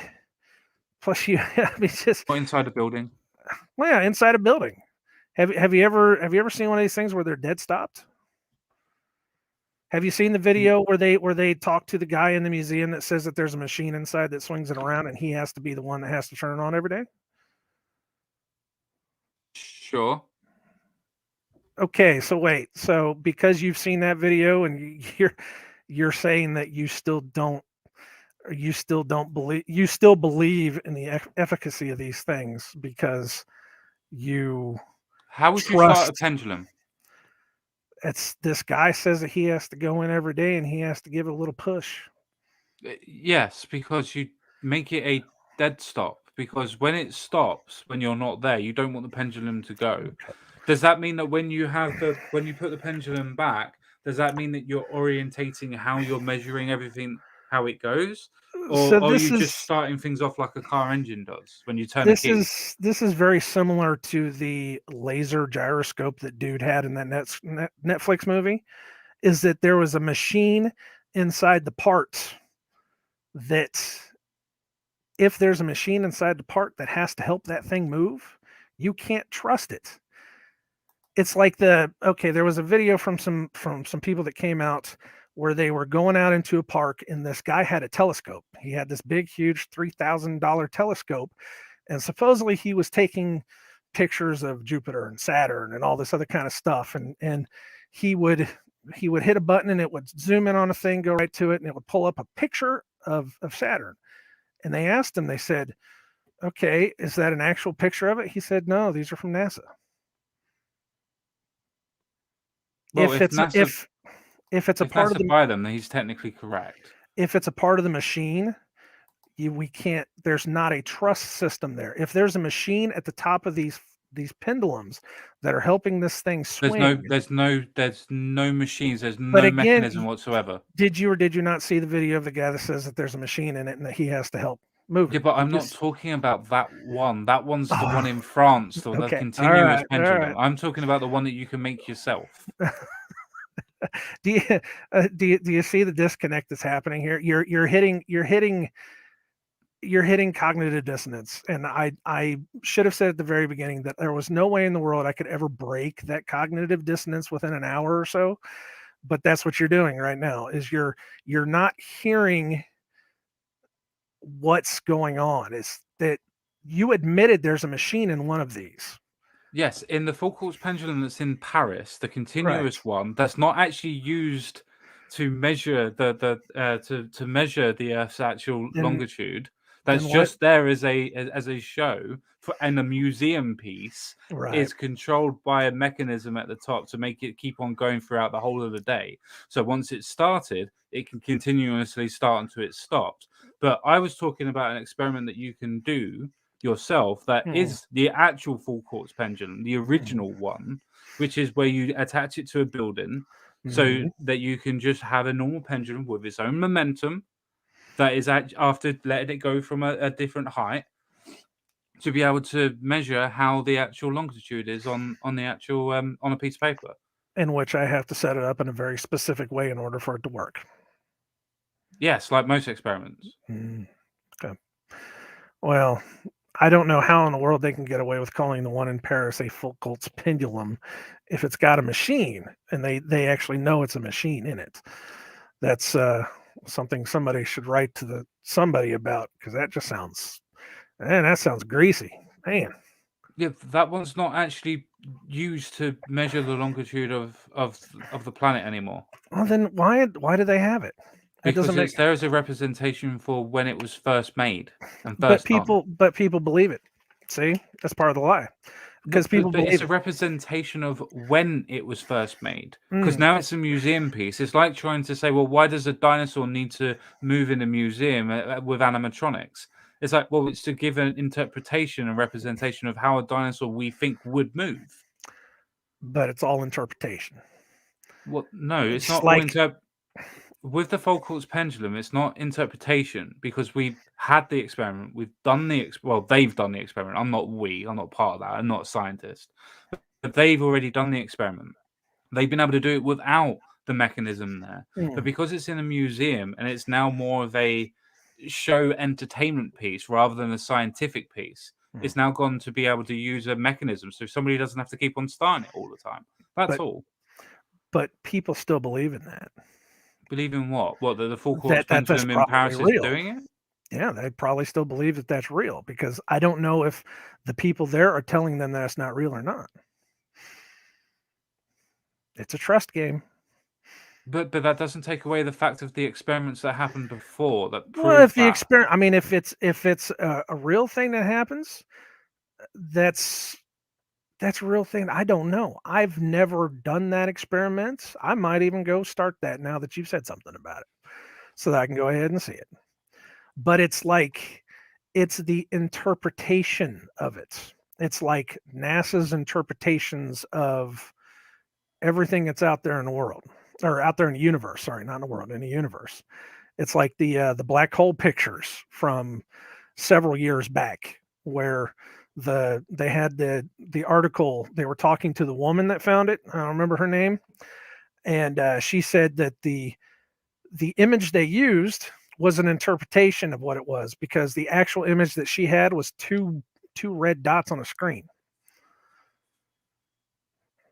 it's an interpretation. It's like the pictures of the globe that you get that are photoshopped because they have to be. It's It's not only my the 2012 one. For instance, the actually no. hassle. Can can I send you a picture? Can I send Yeah, you of course you something can. that I just found today? You How's should the be best way to do if it? you go to the StreamYard thing itself, so the web browser where StreamYard is, Yeah, there should be a share button. Are you on your phone or? I'm on my computer. I'm on my laptop. Yeah, you should be able to see settings. So you've got mute, Okay. stop cam, cam mic, and then share. If you go to share, you'll be able to do that All after right. I've accepted it. Well, let me pull it up before so you don't see all my other stuff going on in here. You just see the window anyway, so All right. I don't need to see the whole screen. Just make sure that you pick the Oh, window that it's in. what am I doing here? No, I actually just had this come back up today, which I thought was hilarious about the owl in the clouds. Have you seen this? Where's it at? I'm trying to find it. Sure, no problem. Oh no, it disappeared. Where'd it go? Come on now, this is silly.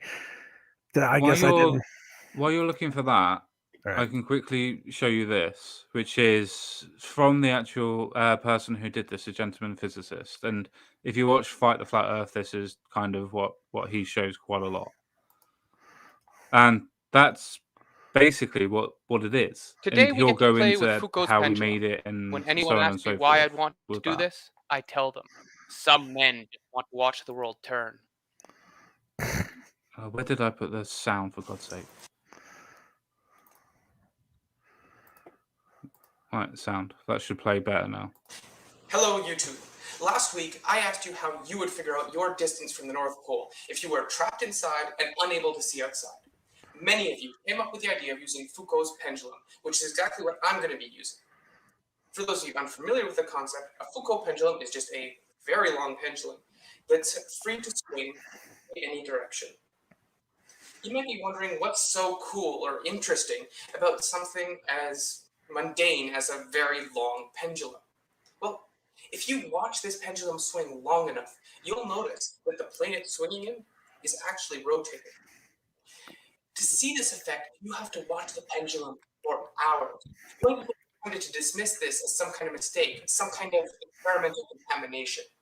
But no matter how carefully you isolate the system, the plane still rotates.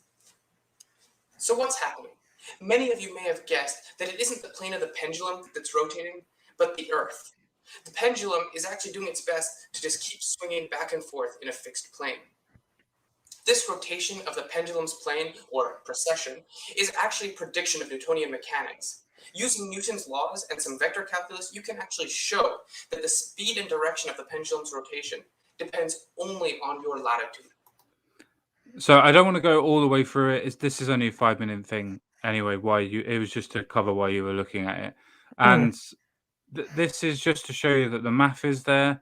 The experiment has actually been done, and it actually goes through and shows you that he's been marking it on a piece of paper with a brush at the end, has the actual thing there, and he gets within like 1% of his actual longitude at the end. And this can be an actual experiment that you do for yourself if you have a long enough building or high enough building to be able to make it long enough, the pendulum.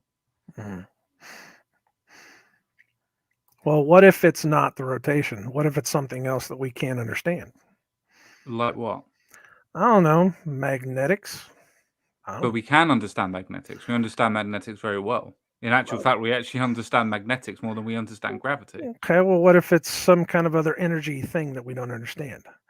Then there would be measurements of it. How do we know? Because anything that has any sort of energy, it either gives off an energy or takes away a form of energy to reproduce it for itself, which means it's something that you can measure. And again, that's a trust game. Well, no, that's a measurement game. I get you with most of the other stuff, and I understand you with that. I really do. I'm not trying to be a dick or anything else like that. I'm really not. Right. But if you say that something is an energy, or could be an energy source, or is done by something natural, there will be a way of measuring it. So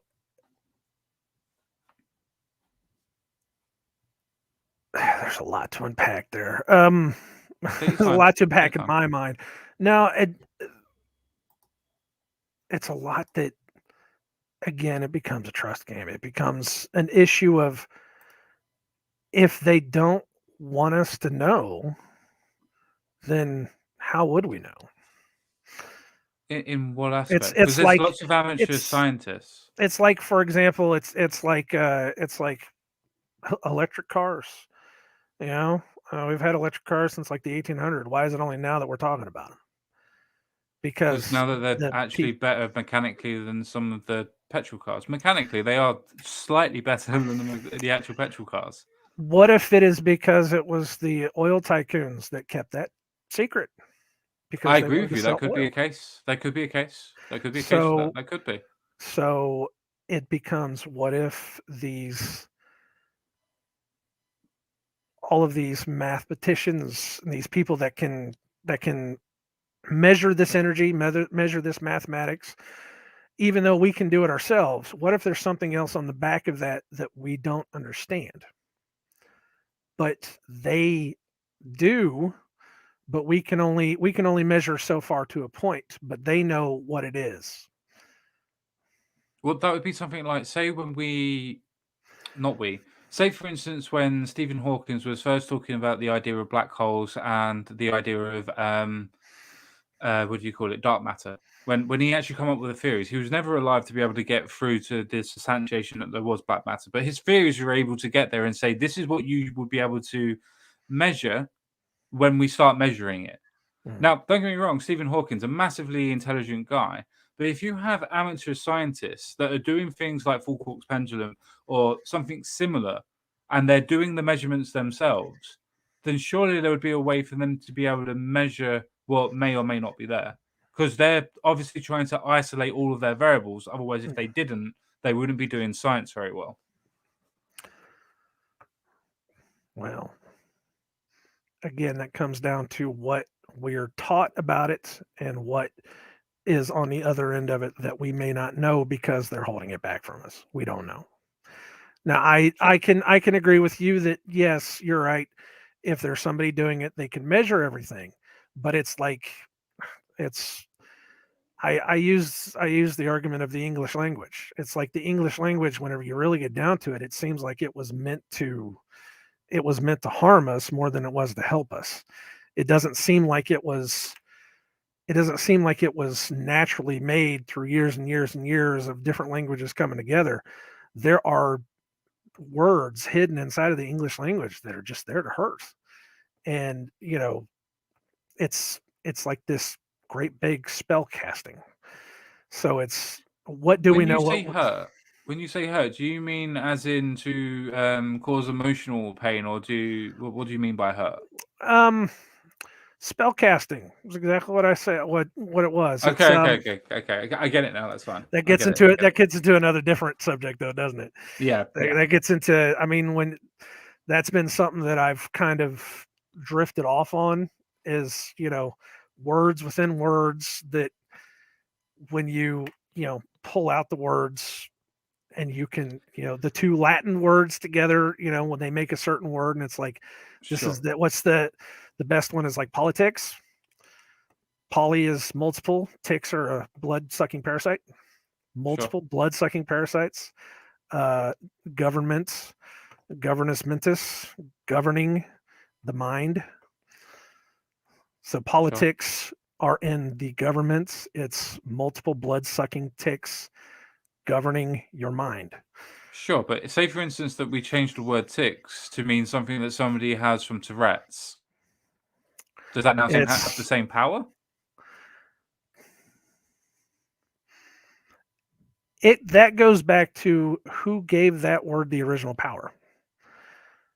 Because if let's just say, if a wizard casts a spell on you, like a 200-year spell, and if you think that fades away, and if it turns into something else, it still has the power of the original spell.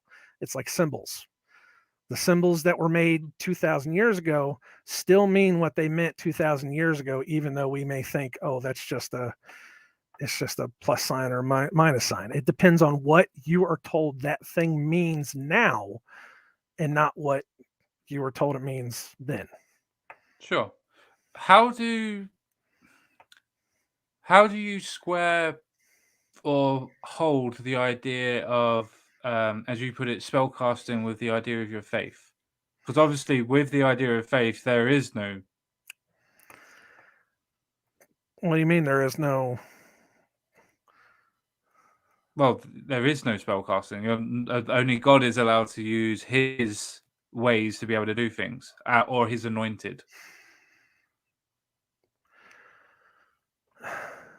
God gives us everything good and bad. He gives us joy and pleasure whenever we please him. He gives us evil and pain whenever we don't please him. Sure. When it comes to spell casting, he gives those things to the evil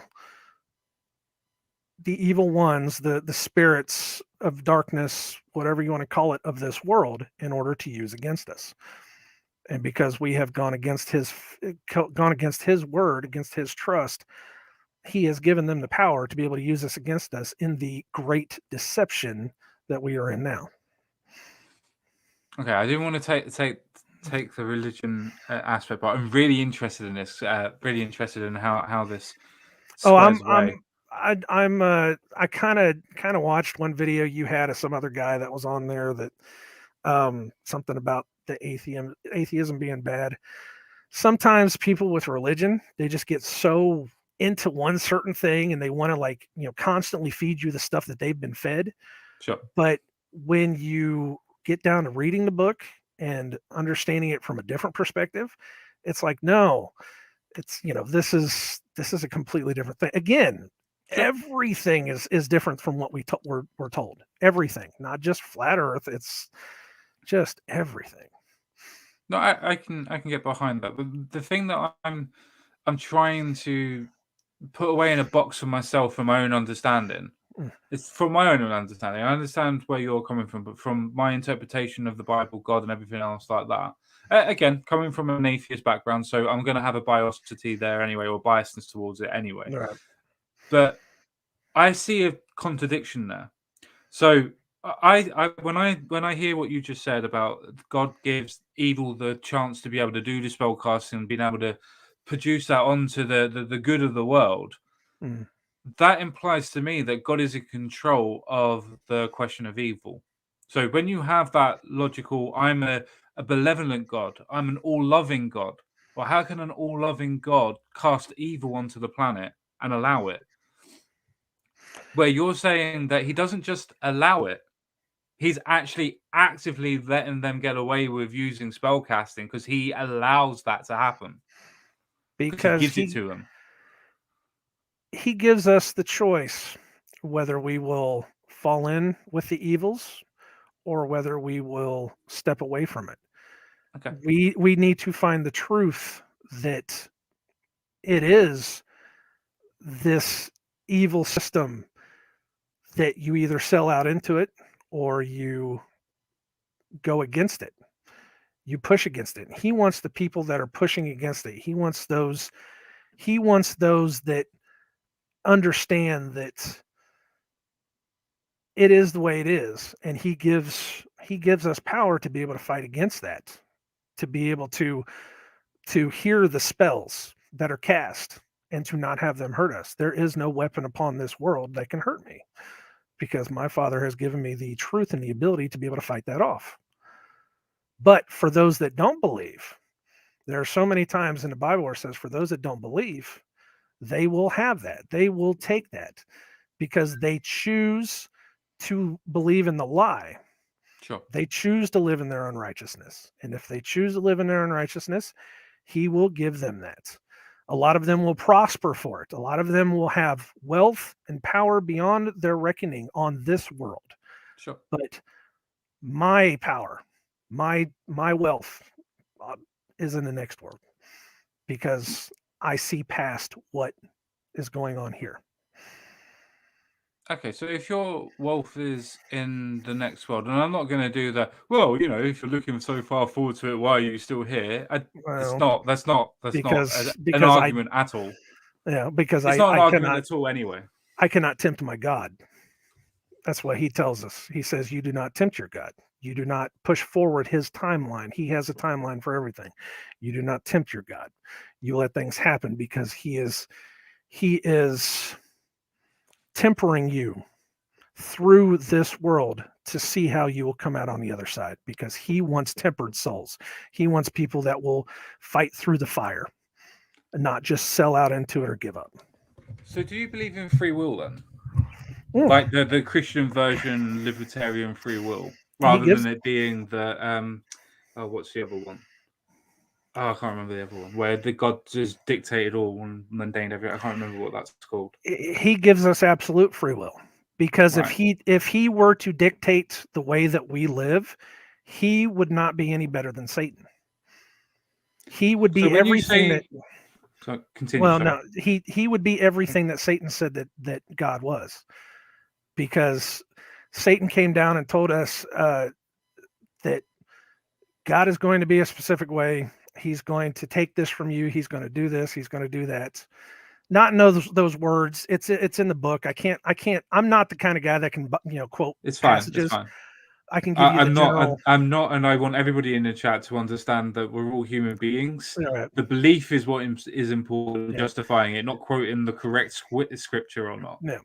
So, but Satan told us that God is like that, but God said, no, I can't do that. I have to let them run through their course. I will let evil run its course. I will put evil down on its course in order to temper in order to temper my children, in order to make them come out better. Sure. The problem that I have with that is that if I'm a blacksmith and I'm tempering my swords and I'm tempering my daggers, my axes, my horseshoes, whatever we want to use, am I not directly shaping what I want that to be? So am God, I inflicting my will onto that process to be able to shape them the way I want them to be? Or was that the horseshoe or shoes or swords will to be a sword? God knows the end from the beginning. God has known you since before you were born.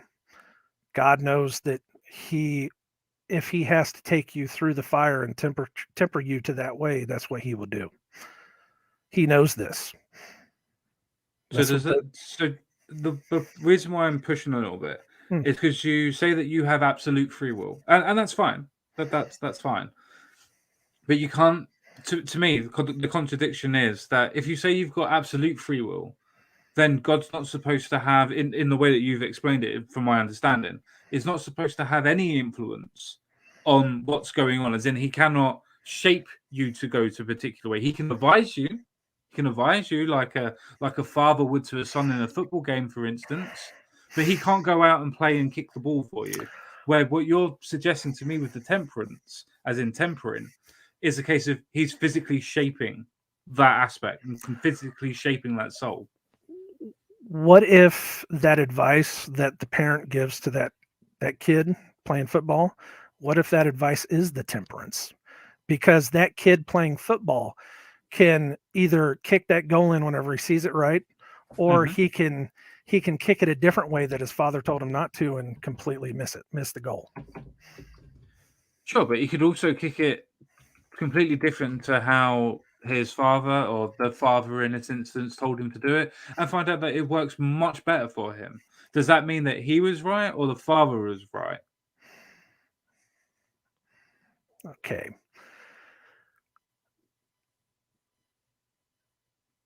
That's a concept I can't really find a reason for. That still comes down to what the kid does. Agreed. It's not about right or wrong. That's something between God and whatever else. There is a spiritual aspect to all this. I have to kind of explain it to everybody. There's this massive spiritual aspect to everything that we do not understand. We don't get it from the Bible. We don't get it from any other books. There are things that we don't know.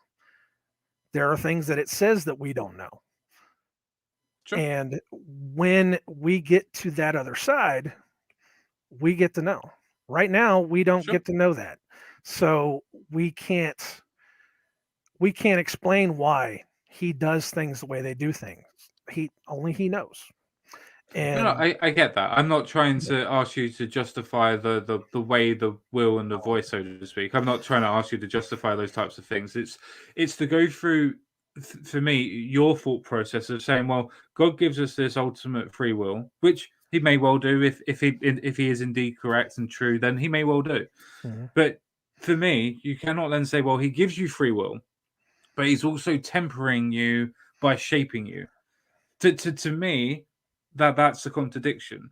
Now, I can understand if he's advising you, but if he's physically saying, well, right, what's going to happen is, because this is God, is that you're going to get bullied for the next 5 years heavily to the point of almost wanting to commit suicide. But then you don't, and you find God and you become a pastor, so to speak. Say that's the example that we're just using. Mm-hmm. Does that mean that God knows what path you've already taken and has taken those instances to make you go the way He wanted? Is that free will still there? Or is those actions leading you to a final conclusion that's already been predestined? God knows the end from the beginning. So He there's no knows. free will then?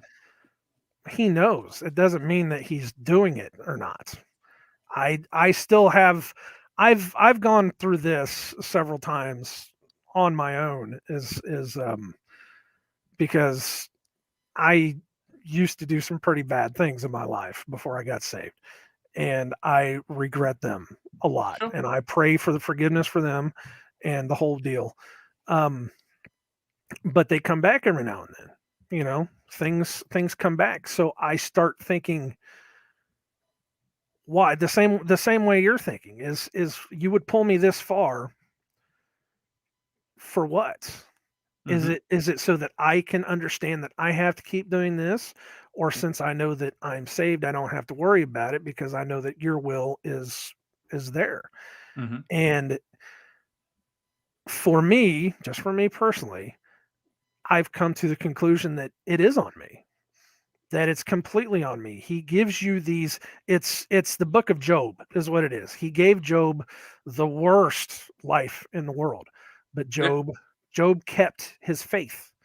He kept his faith for it, and in the end, he got twice as much on the outskirts of it because it was the devil, it was Satan that came to God and said, "I can turn anyone, anytime, any when," and God said, "Are you sure about that?"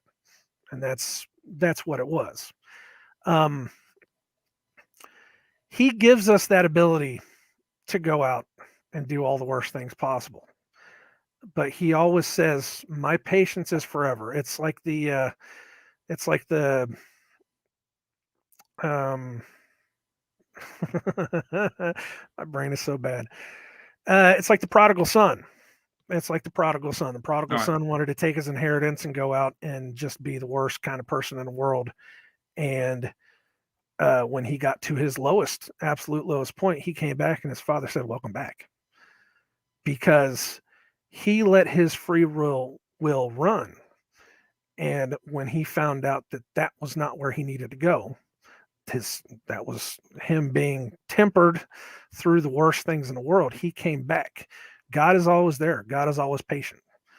God is willing to take you back any time you want. I am absolute proof of that. It took me 40 years until he finally called me, and I said, "Okay, all right, this is where I need to be." So it's that free will. You can choose to go out and live your life, do whatever you want, and he lets you do that. Sure. Or Let me just jump onto what you just said then. right, God is obviously in this point. He's supposed to be omnipresent and supposed to know everything. So if he knows that I am going to go off and I'm going to party for 10 years and then I am going to fall into a depression and find God at the end of it and do what God wanted me to do to become a pastor, for instance. I keep on using that because, it's the bad turn good story. So whatever.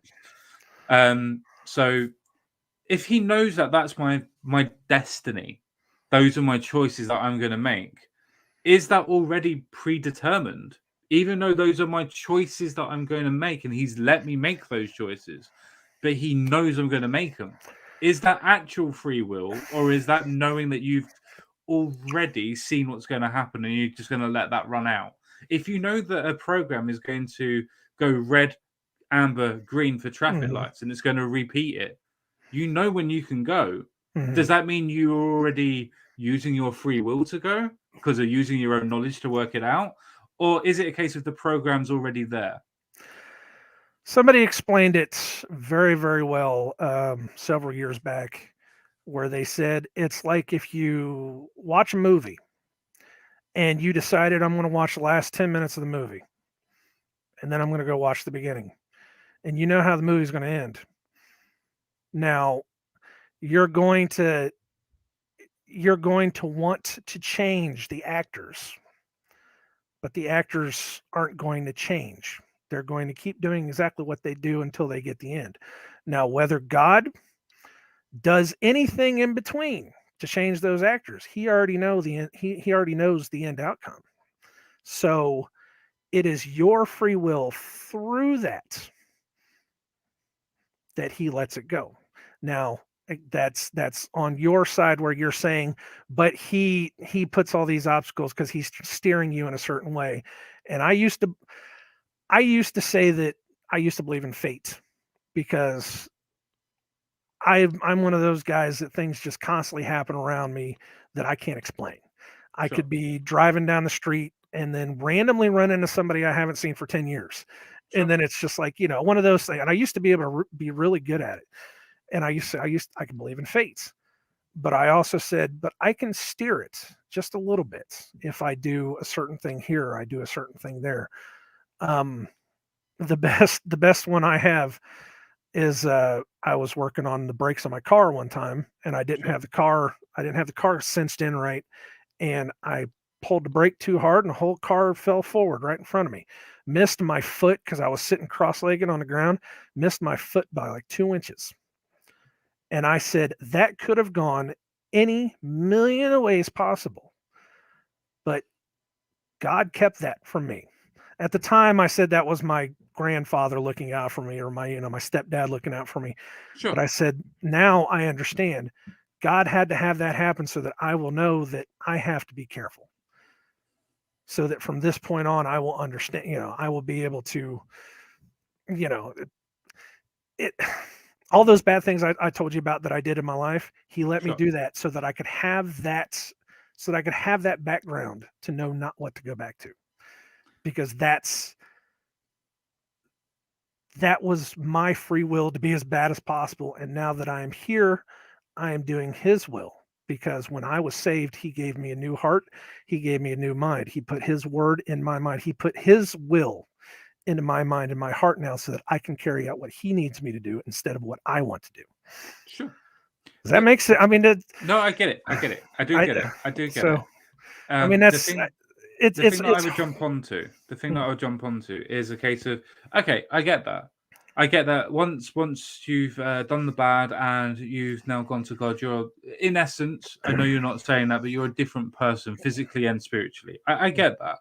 But how does the fact of you doing the bad, for instance, if I did bad and I started to severely hurt people, murder people, or whatever, how does that then change the fact of I've already done this evil onto other people that God has allowed, that he's known that I was going to go and do, that he's now accepted was a part of my will and his will because he's allowed it? So how does that square away? Like, I get the thing with you personally, but how does that affect onto other people? What if he was causing you through your free will in order to affect them in a way that changed their life? Okay, so let's say I murdered people. How have I changed their life at that point in time, that they haven't decided that they're going to declare themselves to God, or they believe in God on their dying beds, or whatever? How is that any sort of beneficial to God and God's plan? We don't know. That's God's plan. That's not our plan. That was your free will, your evil that did it. You But don't. allowed by God. The biggest problem with that, when people say it's allowed by God, is that it's not like people like me can go out and murder a million people, then turn around and say, well, I'm saved now because God saved me and all this stuff. It never says that in the book. It says we will atone for every sin, no matter what. We ask forgiveness, and that will take away some of what we did. But there is still that evil that we did that will take away a part of our soul in the end. We're not completely saved. I don't know why people say that constantly. You're not completely saved. And it's not like it's a once saved, always saved kind of thing. It's a. You know what my next question is going to be, don't you? What's it going to be? That if you have parts of your soul that are not saved, or parts of you that are not saved, how do you or God weigh that? Are you taking a pound of flesh, or is it a case of there is a pound of your soul disappearing? How much of your soul needs to go before God won't save you? If you call to him. For that, I have to go to the phrase that I said before was, I am building my treasures in heaven. Maybe there's something to it to where you don't get as much in heaven. I don't know. The Bible doesn't go specifically into that kind of stuff. It says that there are mansions being built in heaven for us, and that we will be tried by what we did in this world, but it never promises that we will get absolute 100% salvation of everything. There's a spiritual aspect to it that I don't know. I'm still learning. I'm not, as much. I'm as much as a Bible study as I am a scientist. So I can't. I'm still doing my, and I will. This is something I'll definitely pray on, to have him give me the the wisdom on this, because he's given me a wisdom on a lot of stuff. This one I haven't gone into yet. Sure. So maybe this is the path that I need to go. Maybe this is something that I had to do. I came here to try to save people. Maybe you're putting me on something else that I should probably go look up. I'm just happy to be able to have a conversation and just being able to ask questions. It's been an interesting conversation, man. It's definitely been something different. You've made me think about some things. I still don't think you're gonna change my flat Earth mind, but I didn't think I was going to. And we never even covered like half of the other stuff. I'm sure we never covered any of the crazy NASA pictures or anything. But it's not. I'm past the point of trying to prove that the Earth is flat. I am now into trying to prove the lie of the world. Mm-hmm. And that's just the big thing. It's like they just fed us all this stuff, and there's just so many things that don't make sense. And sometimes when I sit back and I think about it, I'm like, man, this sounds crazy. It's like, who the heck am I anymore? This is insane. It's, trying to put these pieces together. Sure. It doesn't make sense. And it's just every little thing I look at, and I'm like, you just can't trust anything. I almost had a completely blank slate my entire life. Mm-hmm. In order to be able to, get back to where I am here. And I'm not perfect. I don't think anybody is. I don't have any answers. I really don't. I don't have answers. I have questions. I have tons of questions. And I think that's a good thing, though. Yeah. Because questions means that you're seeking answers, and it doesn't mean that you've already decided what the answers are and seeking evidence to prove your answers. I wish I could remember that statement I heard from I was like Family Guy or something.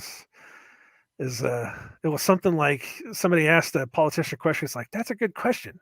Without questions, we don't have answers. And an answer without a question is just a statement. So, that's very true. That's very, very true. I think a lot of people are like that now. It's fine actually having the questions to be able to get them answered, but it's wrong when you're actually presenting your answer as a question, because you're not trying to look for anything. You're just stating your opinion. Yeah. So I No. completely agree with that. I have one more question, and I think that we can start wrapping up if that's okay with you, or if you want to No, continue, that's also fine. That's fine either way. My I think I hear my wife moving around up there.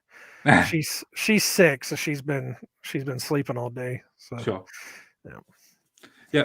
My last and final question, which may take a little bit longer than other questions, is why Christianity? Now, I understand that you went to faith, but why Christianity? Why not Judaism? Why is it that you're, and you don't have to give me what your Pacific domination is, but why is it your Pacific doctrine of Christianity that is the correct one, that is the one that you think is true, and why is that God the true God? That's probably about 4 questions, but the same. No, they're about the same question. Well, again, that started with Rob Skiba, who was a Christian. He moved more towards the Hebrew roots of Christianity, where it's it's not just the blood of Christ, but we have to follow some of the law as well. I'm still doing my learning on that. But he broke it down, not only the flat earth stuff between what was in the Bible, what was in the book of Enoch and everything else. But he was one of the ones that was going into and this is going to get crazy, so you're in for it. He was going into the Nephilim, the fallen ones, the giants, Sure. the fallen angels. He was going into all that, the bloodlines, the things like that. And it was the one thing that made me read the Bible.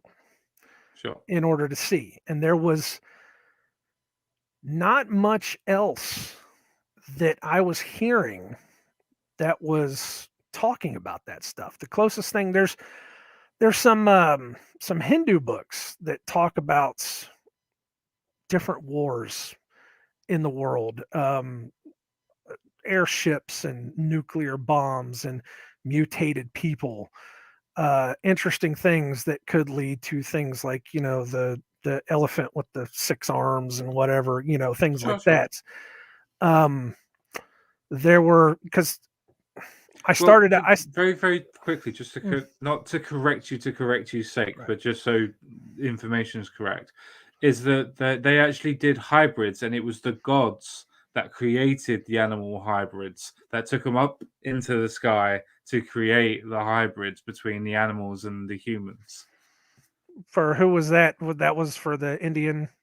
The Hindus, yes. Yeah, Hindu. Sorry, yeah. Okay. It's fine. We know what you meant. That's fine. I haven't read all that book. I've read parts of that book, but I never actually, it's really, really interesting how some of the old religious texts, the things they talk about.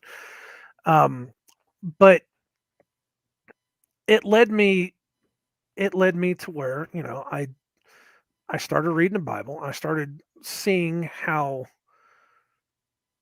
it was not only, how I want to put this, it was hitting me on a certain level that I couldn't understand.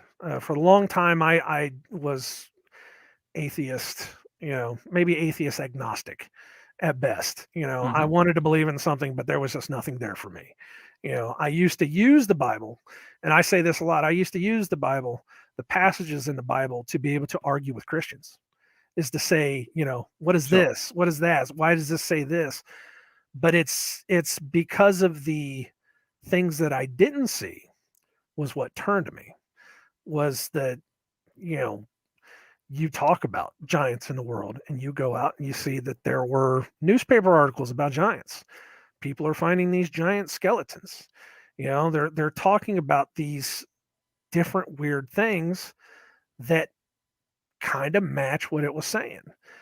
And it all just kind of culminated into this point where I just said,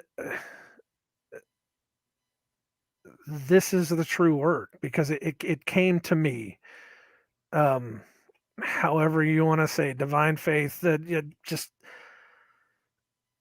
broken down crying on the floor one night. Once I really had like a good 4 or 5 years of just looking into the truth, I just kind of got to the point where I was breaking down crying on the floor, and I said, save me, help me, do something, please. And I was touched. I something happened to me inside that cleared my entire body up, and everything just it was like this whole new thing, Sure. and I I just had that epiphany, that moment where it was like, that's it, that's what it was, that's what I needed.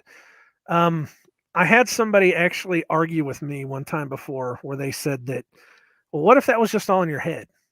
What if you needed something so bad that you were the one that made yourself pray, and that you were the one that healed yourself, and you were the one that gave you that, feeling in your body? And I said, okay, then why are you trying to take that away from me? What if this is all in my mind? What if me reading a book is all in my mind, and it helped change me to a point that I pushed away all of the bad stuff I ever did? I was able to reconcile with my stepdaughter. I was able to have the best 3 years of my life with my granddaughter. I was able to get a better focus on life, to be able to focus on not only where I was going spiritually, but to be able to get a new job, because I was really hurting at the time. I was unemployed, to where we just bought this new house. It was a brand new house right here. So why, if it's all in my head, why are you trying to take it away from me? I mean, if it's all in my head, let me have my delusion, because this is the real stuff right here. This isn't. I think that would be the issue. It's like, say for instance, you have, now I'm not saying this is the equivalence, but let's use this as an example, right? So you have somebody that's under the delusion that they can fly, and it makes them happy that they can fly, but they don't need to go and fly. Just the happiness of knowing that they can, if they wanted to, is enough, right? Right. But it starts getting to the point of they want to fly, they want to go and fly. They've had all of these nice things. They've had a good relationship with the daughter. They've had a good relationship with themselves and everything else like that. But now what they want to do is they want to go and fly, because they've been thinking that they can do this for a long, long time, and that's what they want to do. Would you say at that point that delusion is healthy? Because if they're getting ready to jump off of a roof, would that delusion be healthy? Jumping off a roof could hurt them. Does my believing in God hurt me? No, but it could, depending on your belief patterns, hurt other people. This gets into some really heavy stuff. So when it comes to that, I can't tell other people what to do. I can give them the word like we're supposed to, but I can't tell you what to do. I'm not going to tell you not to go be gay. I'm not going to tell you not to go be, a certain kind of person. I can't tell you to go do all that stuff. That's not on me. That's not for me to judge. That's for him to judge. What I can do is I can tell you that this book says that he does not want that. And if you choose not to follow that, that's on you, because that's your free will. He wants you to come back, and he loves you, and he wants you to come and learn a better way. Sure. But if you choose not to do that, I can't do that. I'm one of the good Christians. I'm not one of those that goes out with the signs and say that everybody's going to hell. I'm not one of those. No, I wasn't ever trying to push no. that side of things. No, I've actually read the book. The book tells us explicitly not to do that stuff. We are not supposed to be that kind of judgmental. We are supposed to preach the word. We're not supposed to. Yeah, I think it's like four. I think it's like four or five times where Jesus basically comes out and says, paraphrasing, obviously not direct quotes, but paraphrases, "Judge ye that's not been judged." Mhm. So basically, if you can't judge somebody because you've already done something, then you shouldn't be judging them. Yes, everybody can. If I judge somebody, everybody can judge me on the worst crap, and I'm. Yeah, I mean, what I was getting with that delusion is that we could see that the delusion itself gave that person a lot of happiness until it come to the point of that person following up with the delusion to make it a real delusion, a real aspect of their life that they can, in fact, fly. Watch me, I'm going to go do it. And the reason why I use that as a way of, as an analogy, is simply because there are people that can and do take religions of all stripes. It doesn't matter if it's Christianity, Islam, Judaism to a degree, or even Buddhism, because people from the Taoism and Buddhism have gone out of their way to try and murder the Hindus and Sikhs. So nobody's free from their religious persecution, so to speak. But can take the extremes of that and use that delusion as we're using it as the example of going out to hurt other people. Now, the delusion on this side is you can say that when you're going off to hurt other people based on a delusion, you are hurting yourself. You are directly hurting someone else, but you are doing it because you may be under a wrong belief, and that is hurting you.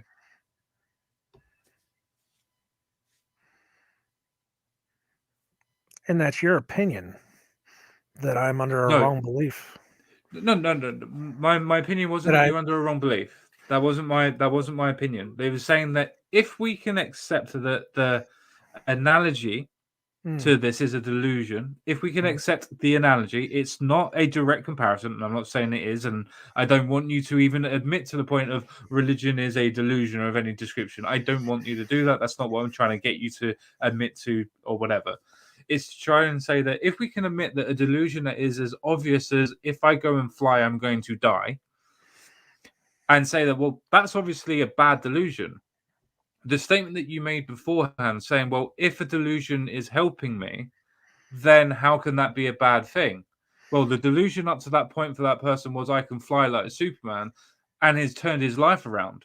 The delusion itself is not the problem. It's what you do with the delusion after all that then affects other people or yourself. We are judged by our fruits. Bible says that we are judged by the fruits that we it comes down to planting seeds and how well we've harvested our seed. Not seed like birth seed, but you know what I mean. It comes down to we are judged by the things we do on this world.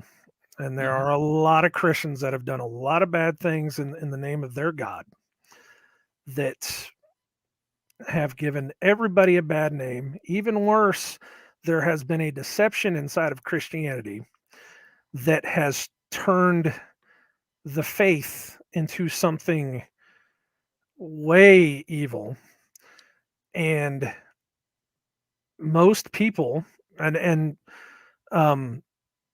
people that I've known personally, that whenever I started coming to Christ, they came to me and they said, you know, do you need help understanding this? I can teach you how to yada, yada, yada. And I'm like, I don't need that help, because that the way you're describing it tells me that you want to change what I'm reading.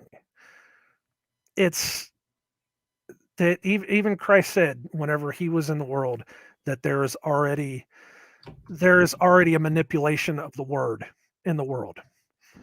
And it's manipulated. It's this whole thing where I tell everybody, and I don't want to call anybody out, but it's the everybody somehow thinks that Catholicism is religion. Catholicism is Christianity, not religion. I'm sorry. It's not. It's not everything you see on TV, not all the stories you hear about, you know, little kids getting molested, not all the, you know, the palaces of gold that they have, all the other stuff. That's not the book. Sure. That's just not the book. You have to understand that what it says in the book and what we're shown is just another lie. It's just another manipulation.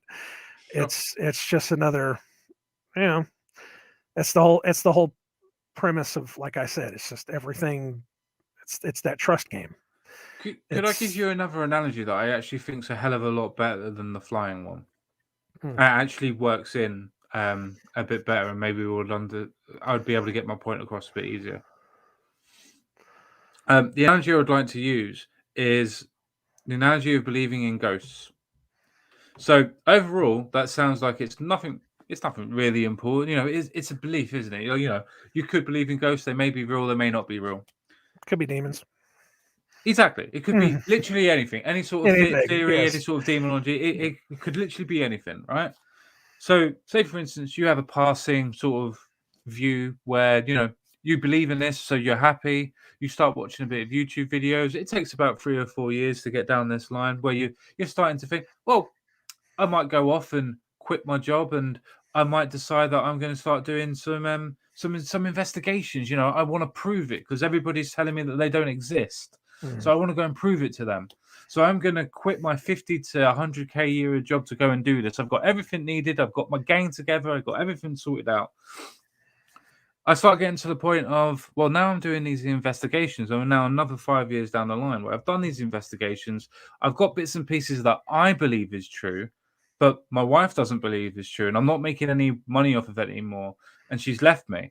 Now, that's obviously really bad, but I need to prove that these ghosts are real. I need to prove it. So I'm going to have to continue another 5 years down the line. My daughter's no longer speaking to me. My wife's no longer speaking to me. I'm all on my own. The people that I was investigating with, that I shared my happiness with, is now disappeared. But I'm still sure that there's ghosts. Has that delusion caused me harm? Even though I was happy doing what I was doing. That's going to be for that individual person. I can't say, because if I were to see it, and I may say something, and if he chooses not to listen to me, then I can't do anything about it, because I tried. What can you do? It's if it comes down to letting that person find out on their own, because I can't make that decision. I can't make that decision for them. I can say that that's a bad thing, but that's my opinion. Sure. But I can't stop that guy and say, dude, you need it, or else I can say that, but it's not like I'm going to tie this guy up and, throw him in the thing and say, and then all you can do is just kind of shake your head and say, he did it to himself. Yeah. Sure, but I suppose my point on that one is the delusion made him happy.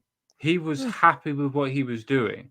But is the fact that he lost his wife, his job, his family, so to speak, maybe even his home at some point, was that actually a delusion that was healthy for him, even though he was happy?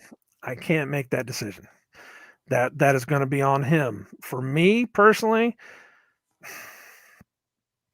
that hurt him. But that's just an opinion. I mean, that's all we can have is opinions. No, I agree. That's fair enough. I think that's fair enough. I don't think I'm going to get much more from that, and I think that's a big enough point already. I'm just saying, I think that's big enough already. If you're going to admit that that's a hurt, then I think that's fair enough, and I don't need to go down any further on that one. Is there anything else that you would like to ask me? Because I've said that I was going to give you the challenge to do you, but that didn't work. No, when I do videos, I go off on so many tangents and I start talking about some weird, crazy stuff that, I don't know if people really understand or not. And since the lockdowns, just about everything I was studying just disappeared. You listen. I was listening to a lot of. I was actually getting into Native American myths about giants and some of their culture and things they used to talk about, and I was getting into a lot of other things, and then it was just like COVID, and that's all we talked about. You know, every channel I know either got banned from YouTube or that's all anybody wants to talk about anymore. People are just now coming back and talking about other stuff again. Mhm. But it was a matter of everything just went away, and I have I've gotten to the point to where it's so hard to find good information anymore, and I've fallen off of that path, and I've fallen back into reading the Bible again because that's it's the only thing that it is what it is.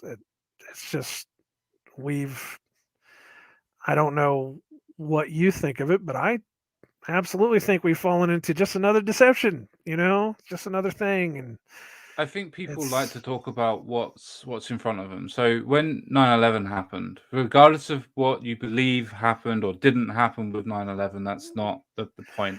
It's the fact of you said it twice within 5 minutes. You're getting yeah, cut. I know, yeah. But that with that, algorithm sucks, man. yeah, with that, it was a case of it was a worldwide event, so everybody was talking about it. So you had people that were coming up with their own theories. I'll leave that as that. You had people that were coming up with the standard deviation from the government. This is what happened. I'll leave that as that, and other people can talk about that whenever they want. But you had your two opposing views, and everybody was talking about it because it was such an important magnitude of an event. Now, you could argue that COVID is something similar to where it's a magnitude international worldwide event that's affecting everybody at all times. So, most people that are going to be focusing on what affects them because we're naturally a selfish species. Well, COVID affects me. These lockdown affects me. I'm against government or I'm for these or whatever. You have your opposing opinions that are going to come out and you have an us versus them again situation because, as we said off stream, they tend to organically manifest because story goes out, well, I think this, I think that, well, fuck you. And that kind of what seems to what happened. Blastmaster 8 is asked quite an interesting question. I don't know if you can see it, but if you Yeah, I can't, can I'll see read it out for you. Yep. For the listeners, it's question for Nick. Are people and society better off if they believe things that are generally true as opposed to not true? Does that reliability of the method you use matter to you? And that comes down to what is generally true. Again, what do we know to be true? Everything we know, we were taught by somebody else, unless we go out and find it for ourselves. The only thing I know to be, well, okay. For me, I know the only thing to be genuinely true is maybe the last 25, 30 years, because that's about all I can remember. And even then, I have questions. Uh,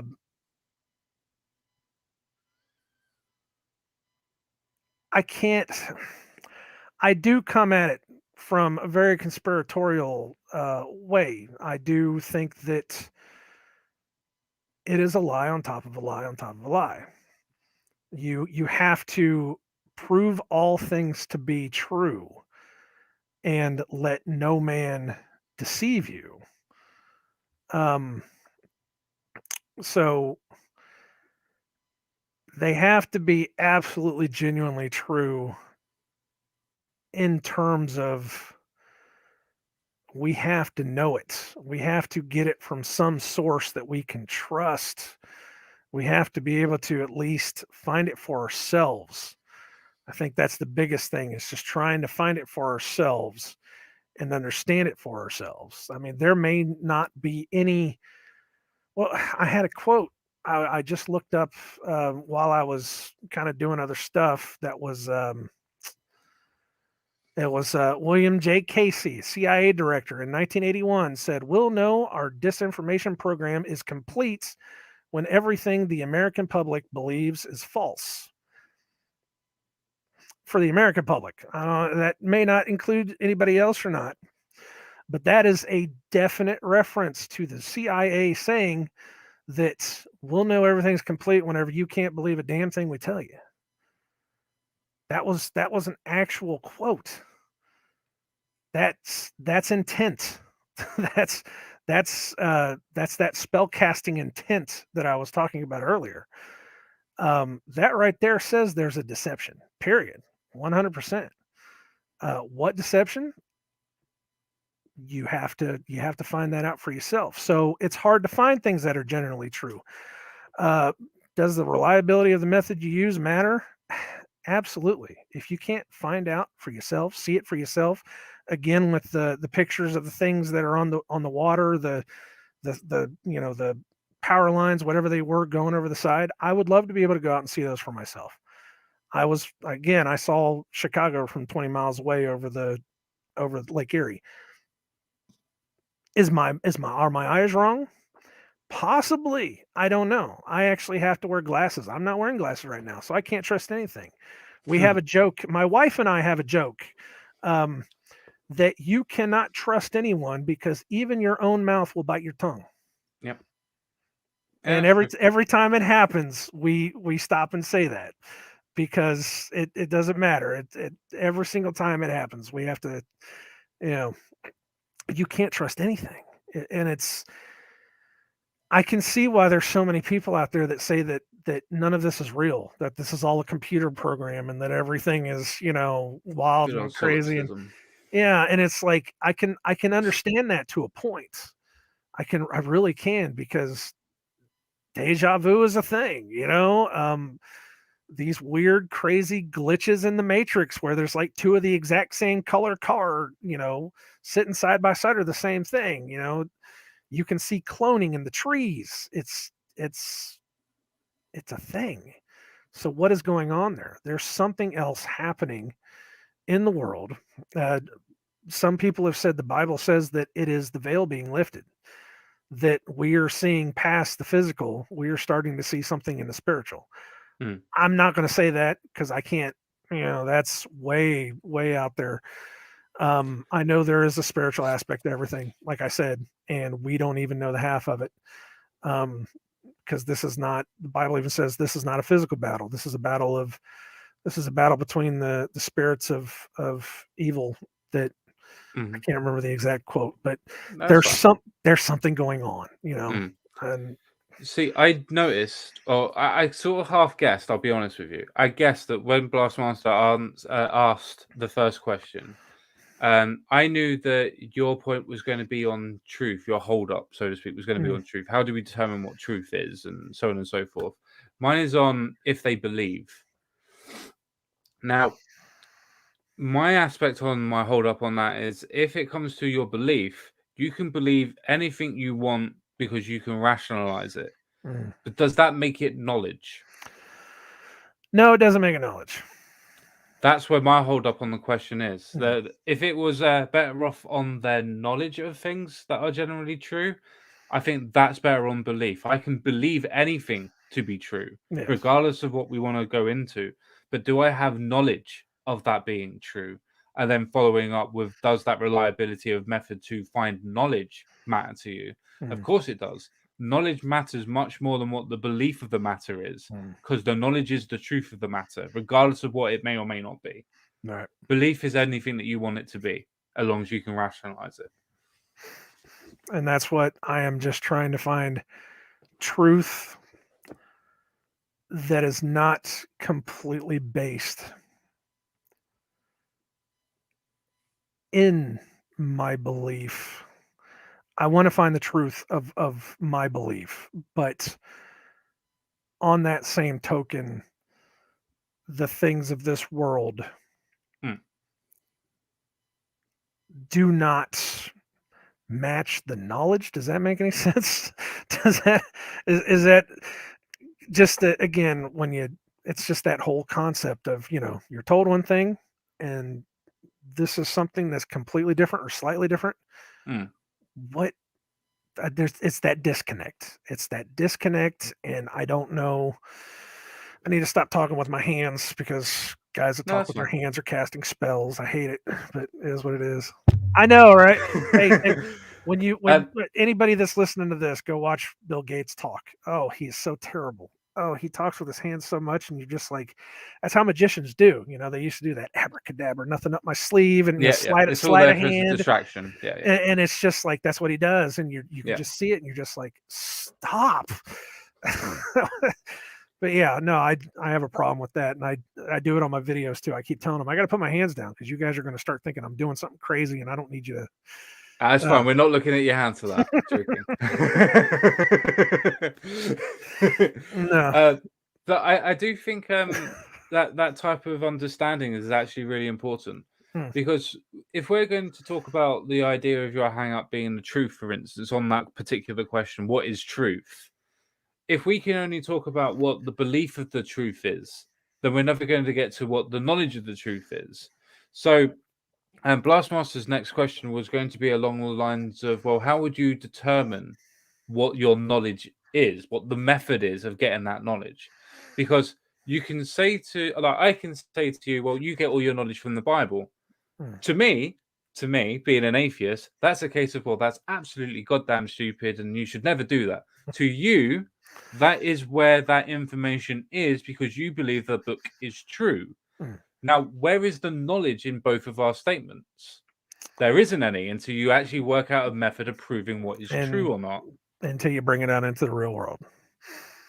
So how would you actually go about trying to do that? I know that you said before that you come from a conspiratorial background, which is fine, but how would you get to a method of truth in your mind? I think everybody's trying to ask that question. That is a hard one. That is, you would have to become the scientist, become the geologist, find that way to be able to understand those concepts.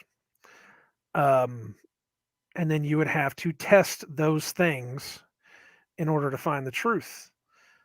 My biggest problem with that is most of the becoming a scientist, becoming, geologist, whatever. Sure. It's just all standardized tests. You're just basically regurgitating what other people say. Sure. And most scientists, they don't go out and find the stuff. They just take what they learned in the book. Sure. And they just take that on to the next thing. And then, let's just say they use the calculations to be able to find a certain thing that was in the book. If those calculations were wrong to begin with, what does that say about the data that they're using? Sure, completely and utterly get it. See, the way that I would try to answer that question is the same way that when people talk to me about religion in general, they normally ask me, well, how would I prove God to you, meaning to me? And I would always say to them, anything that is testable, repeatable, and I can measure. Any one of those things that is demonstrably going to be attributed towards a god, like for instance, I pray to a god and I want a gold bar, and a gold bar pops in front of me.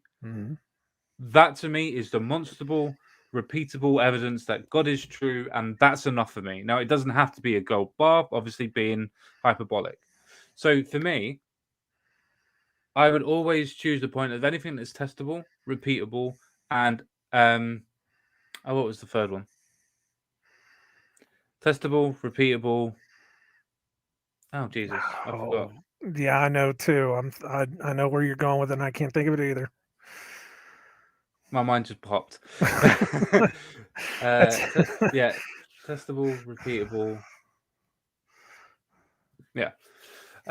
Yeah, one would have to be testable and repeatable. There is a third one. I can't remember. My brain's gone. It's we've been going for 2 hours and 25 minutes, so we've been going for a while now. So my brain's a little bit right. It's kickstarting back in. Yes, falsifiable. Thank you very much, Larry. Falsifiable. It has to be a way of being able to disprove it. Right. So it has to be testable, repeatable, and falsifiable. Larry's got that completely spot on. Yeah, that's the way that I would want to prove my knowledge. So with the idea of testing, if I don't know, if 2 + 2 = 4, well, I can take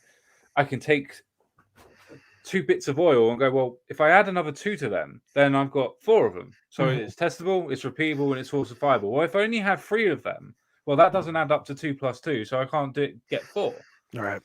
So on that sort of a really simple analogy, that's what I would want for knowledge. That would prove me knowledge. Now that doesn't mean I have to go off to be able to learn. For me, like, I have to learn everything about science. But if I have paper after paper that is telling me that to be able to make a bridge, going back to the flat Earth, that if to be able to make a bridge, I've got to take into account the Earth curvature, and here's the calculation for it, and it's the same calculation that they use, or roughly, just different variables in the calculation, that proves the fact of that curvature, I'm going to be more inclined to think, well, that's got to be why are they doing that? There must be a reason why they're doing it, and it adds up to being their level. So that maths works for some reason. So that has to be curvature. Now you could say, well, that's an inductive way of reasoning. It's like, well, no, they've done the test, they've repeated it, and it's falsifiable. If I change the measurements, those calculations, one's going to be taller than the other. So that's the way that it works for me, at least on that notice. And I'm just thinking, how would you do that for yourself? For me now, that would be hard, because on that same token, where you have to ask the question is the, 35, 40 documents that NASA put out that says that every calculation they do is based upon a flat stationary model. And that's the question, is what it is. That's the question that needs to be asked, that I don't think anybody asks. They want to put it in a video and say, why is this like that? But nobody wants to actually go up to the people that are on the top and say, why is this like this? Why is it that, like you said, the Golden Gate Bridge is separated by such and such to be able to count for the curve, yet you guys are flying jets that are, going hypersonic speeds over a flat and stationary Earth? What does that mean? Why is that a thing? Well, I mean, again, I'm not a scientist, but from the points of the papers that I've read that I've used up, which are normally to do with fuselages and airplanes, is the fact that they have to assume it's a flat stationary plane because they're flying. So as they're flying so fast, with it being level with the ground, not horizontal, but level, that's the reason why you stick at the same altitude, because you're being level with the ground. So if a mountain comes up to you, you're not being level at 40,000 feet anymore, because the mountain's already 50,000 feet. So it doesn't matter. You're not going to go up to another 80,000 because you're level with it. You're going to fly into the mountain. So you have to go up and over it and elevate. So you have to assume a flat and stationary plane when you're flying. But that brings up the question, then, planes going, 300 miles an hour, something like that? Something like that. 300 miles an hour, surely they have to dip the nose down, and that the gyroscopes that are not laser, by the way, the gyroscopes inside the plane never change? Well, they do. That's why it keeps with the horizon. The actual autopilot also puts the nose down. But again, if your elevation is at 30,000 feet, you don't have to keep putting the same nose down, because you're assuming a flat and stationary plane, because you're flying with the Earth. You don't have to put the nose down because you're assuming a flat and stationary plane. That just sounds contradictory to me. Let me put it this way, right? If I had a ball, right, and I was flying at 10,000 feet above the ball, and I'm going above the ball, so I'm staying at the elevation 10,000 feet all the way around the ball, I don't need to change my elevation because I'm going round the ball at that time. So I don't need to change anything. I'm staying at 10,000 feet going around it. That's why they say assume a flat and stationary plane, because your elevation stays the same as you're going around the Earth. But you still have to dip the nose, or else you'll fly straight, because the gyro is constantly level. If you're flying at a constant 10,000 feet, that means that your elevation stays at that 10,000 feet. So if you're flying at 10,000 feet, you're staying at 10,000 feet. If you were flying straight, your elevation would end up going to 11,000 feet, 12,000 feet. So you'd have to still stick at the 10,000 feet anyway. But is the That's how it. gyroscope affected by gravity? I wouldn't know. I don't. I wouldn't even try and pretend that I know on that one. So I wouldn't know. That's something that you should probably look into. Is the gyroscope affected by gravity? Because if it were that it was following gravity around the curve, then the gyroscope would constantly pull around. But most of the gyroscopes you see, they stay at the same whenever they go anywhere, don't they? Am I wrong? I'm sure somebody's gonna say, "Yeah, you're wrong." Just repeat what you said just quickly, because unfortunately I was typing. The gyroscopes stay at one specific level, that they don't move when you fix them, and that whenever you take them, let's say on the side of the ball, that it's going to be here at the top of the ball. When it gets to the side of the ball, it's going to still be this way because it's a fixed position. It doesn't move. Yes. The reason why that happens is because the gyroscope is affected by gravity. How is that affected by gravity if it stays still? What do you mean if it stays still? If the gyroscope is staying still, the Earth isn't. That's the reason why you can do the rotation. I'm saying when it goes from here to the side of the ball, it stays. It doesn't move. The gyroscope doesn't move. Somebody's saying that they've flown a Cessna and they've seen the Earth. So then why is it that pilots are saying that they don't see a curve? Why is it? This isn't about what it is. This isn't about whether it's a ball or if it's flat. This is about why are people saying this now? And can I make an observation? You can tell me if I'm wrong or right on this one. And I don't mean to be rude when I say this at all. It seems to be that you're looking for lies, not necessarily holes, but lies to validate the fact that you think people are lying to you. Well, I'm trying to find out if the people that said these things are lying. I'm trying to find out why one person says one thing and then one person says another thing. That's what I'm talking. I'm not saying this guy is lying because I don't know. I've been up inside of an airplane myself and I don't remember what it looks like because I was too young. I know that there are curved windows on an airplane. I know that it's the way that it is. But pilots are now saying they take those big 747s, whatever they are, up into the sky and they see flat. And yet the people in the back are saying they see curves. Why is that? That's the disconnect that I have a problem with. Is that? Do you think that more people are going to ask the pilots if they see a curve than the people in the back? Because why would the people in the back lie generally? Where if, say, for instance, you worked as a police officer, and say you kept on getting somebody coming up to you that was saying, "Oh, somebody's going to keep on robbing that store," or "Somebody I think is going to be doing this," or whatever. You're going to just go, "Yeah, all right, mate." And generally, most of the time, when pilots normally do that type of thing, it's the same thing when you have that same kid in school that asks the same question over and over again. Eventually, the teacher just goes, "Yeah, you're absolutely right, Jimmy. You're absolutely right," and just moves on. It's to make things easier so you don't have to deal with the fact of the same questions that you deal with over and over again. Now, that doesn't make it right that they may or may not be lying about the shape of the Earth, and maybe they shouldn't be. But why is it that the pilots are saying one thing, but you have a majority of people that are confirming what everybody else says? But yet the pilots are the ones that get asked that question more than everybody else. Why? That's what I'm asking. It's the same thing. It's the same thing that you just said now. It's what I said before is that because the people in the back are seeing what's outside their window. And the people in the back, I've heard and seen enough posts from enough people that have said, "Oh, I was up at 30,000 feet while I was flying to wherever. I saw the curve; it was there." I've heard enough of those to say, okay, people are looking out their windows and they're seeing curves.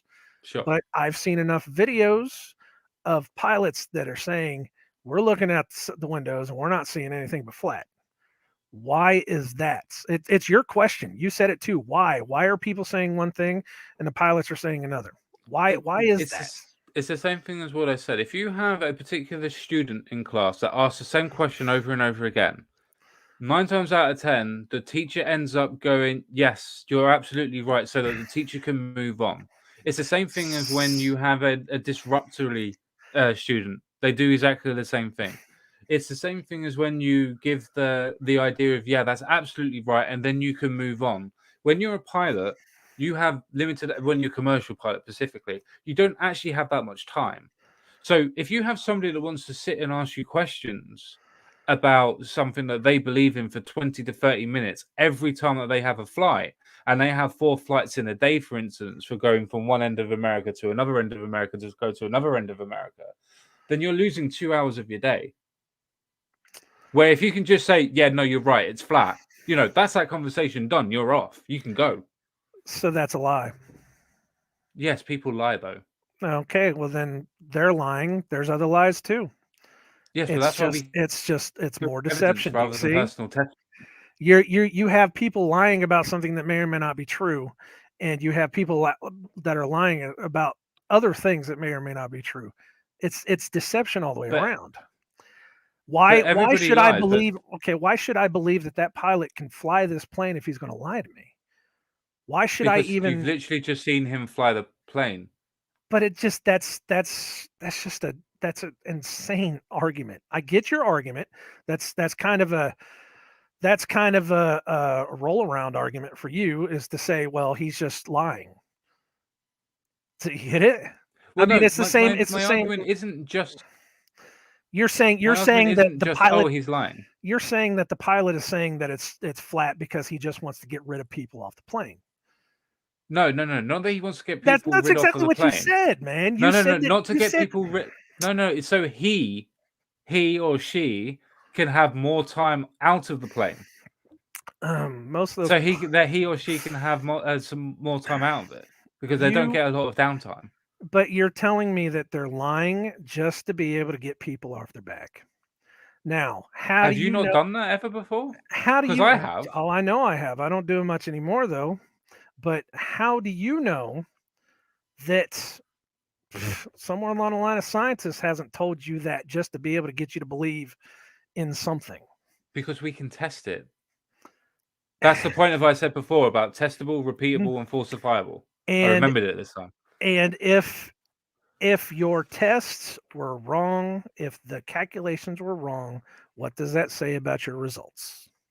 Then if the tests are wrong and the calculations are wrong, I said the calculations, not the test. If you can do the test, fine, but if your calculations are wrong, then the test will be wrong. Okay. Then the whole test will be wrong. That's the reason why we test and use different calculations to try and do it. That's why we falsify it. So this comes back to people lying. Well, that's the reason why science is so trusted. You are on the side of the people that want to tell you what you know, and I'm on the side of not trusting anybody because I'm hearing 20 different things and I can't make up my mind what is right and what is wrong. Okay, that's where I am, and there is nothing you can say to change that about me. That's fine. I'm not going to try and change it. But first of all, I'm not on anybody's side. It doesn't make. Yes, you are. You just said you were. No, you're I'm more not on the side of the scientists than you are trying to. Okay, let me put it another way, because yes, I am going to a different place. You're coming at me from a scientific view. How about that? You're trying I'm to. coming from you from a data set. From a data set. That's a new one. Well, if we're going to talk about the calculations to the tests, but the scientists are lying, I can falsify the scientists' statements by the calculations and tests that they've done. Mm-hmm. So I can look at the papers that other people are doing that have done what they've said that they've done. And if it's peer-reviewed, it would have been tested by people that do not want this person to be able to get to where they're going. So it would have been falsified, which means that their test would have used different calculations, would have found more ways of falsifying it, making it crash or making it fail. But if it doesn't fail, then it doesn't matter what the scientist says. The calculations and the test prove him or her. That's where I'm coming from. The data set, not the personalities of the scientists. Well, I definitely cannot believe that everybody's lying just to get people off their back for the whole. I mean, you can take that opinion if you want, but that's.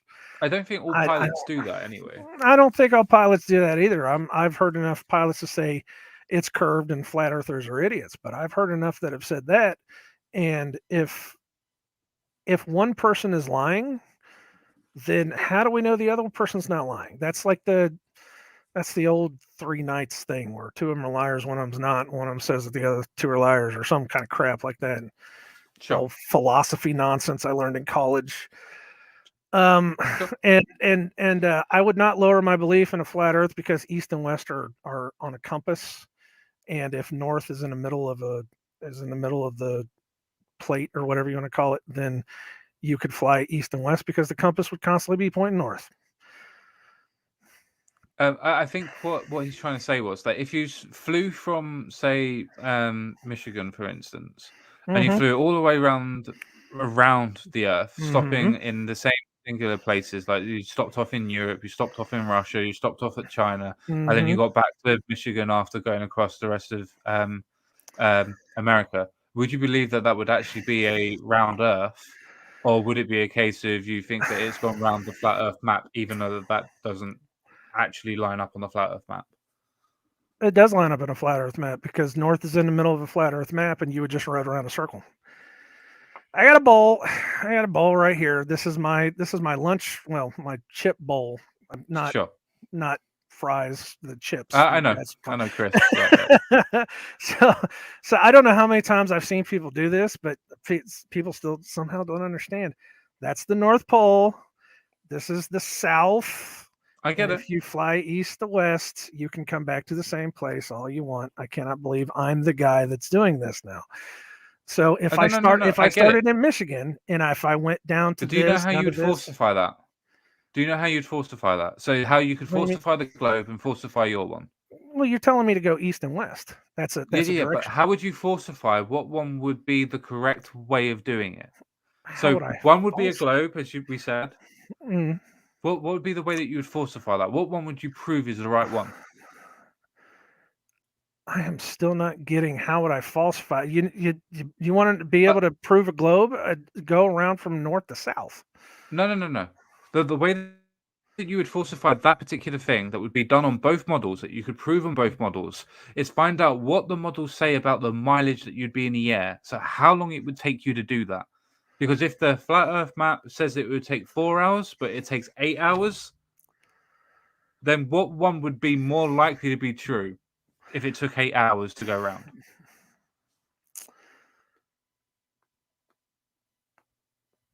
Well, that comes with some weird things. I know that if you're going east to west and you fly around, it's a thing. But what about who was it that supposedly went around Antarctica back in like the 1500s? Was it Bird or Scott? I'm not talking about Bird. This is a guy that sailed, and supposedly he did the entire lap of the South, and it took him 60,000 miles. Granted, he'd stopped to go up the coast of South America just a little bit, but then went around at 60,000 miles to be able to go around Antarctica. And that's not how much there is down there. I don't remember who it was, but that was something. I don't remember exactly where it was, who it was, but that's like what you're saying. If it takes me 8 hours to fly around, then it would take it. It's not going to take you longer because it's smaller at the center. It's like, I wish I had my flat Earth map here, but it's smaller at the center. You're still going to go east west no matter what because you're following that compass. If you did a straight line, I completely agree. No, I completely not agree with you. Agree with you. It will be the same point on the maps on both models. The way that you would falsify the models is if the model says that one will take you 8 hours to go around that Mhm. because of the distances that are on the models, and the other one says it will take you 4 hours. It doesn't matter what one it says that does the 4 and what one says it does the 8. If it ends up being the 8 hours that it takes you to do, then that model would be the correct model, would it not? Rather than the one that says it would be 4 hours. Well, again, that's only for the one hemisphere. Let's talk about the southern hemisphere. But we're talking about the same flight pattern. I must not be understanding what you're saying then, because you're still talking about going east and west. Yeah, which And would be on a longitude, right? It would be on longitude. It would be on a longitude. So it'd be going round rather than up and down. So that would work on your, as you quite rightly said, with your chip bowl. It would, That would work on the flat Earth model, and it Yeah. would work on the globe model because it's the Yeah. same It's longitude, the same right? distance, yeah. Yeah. So if it would take 8 hours on one model and 4 hours on the other model, and the plane only takes 4 hours to go around, that would mean that the 4 hours that predicted in that previous model that said it would take 4 hours would be the right model, would it not? But you're talking about, I don't know, who did that? Who went Were you faster working or out on the slower? models? That's the whole But you're talking about possibility time. of You're not models. You're not talking about distance, you're talking about time. The time I'm would be talking about worked out by the distance. distance. That's the reason why I'm saying the time. So if it takes you 8 hours to go 60 miles, Well, but it takes you to do the same thing in 4 hours to do something else, it's that doesn't matter All- about the time. all that proves is you had a faster plane on the second time. Exactly. But So- that's the reason why we're talking about miles, the distance. The distance is that. Let me rephrase it then. If you have, it takes 100 miles to go around it in one model, and it takes 200 miles to go around it in another model. Right. What model would be the correct one if it took the 200 miles to get round that distance? Well, if it was in the southern hemisphere, it would be the flat one. That's what I was saying. Is whoever it was that sailed along Antarctica, it took him 60,000 miles to be able to get around. Okay, I mean, I have to see this. I've never even seen anybody. I've never heard of it, so I wouldn't be able to even talk about it. I would have to spend I don't know how long to be able to find it, but according to his journals, this is whoever it was wrote it down in his book. It took him so many amount of months, and he logged down so many miles. He made a trip up the one of the coasts of South America. Didn't go all the way up. This was after they discovered it, so it must have been 1600. But it took him something like 60,000. I think the actual number was like 58 something, or I don't remember exactly what it was. But that's a thing too. So what do we do with that information? We would have to try and test of how long that he actually took the miles. Going through voyages lasting 3 years, 8 days. Captain Cook and his crew. Where was Cook? During 3 voyages lasting 3 years and 8 days, Captain Cook and his crew sailed a total of 60 miles along the Antarctic coastline. Not in one go, but during 3 years of voyages, he did 60 miles of the coastline. 60,000. Yes, over 3 years.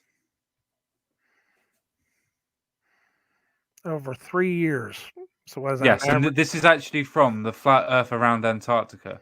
So I can link you to it, but it actually says that Captain Cook sailed around it for 60,000 miles, and it took him 3 years to go and do that. It wasn't one go.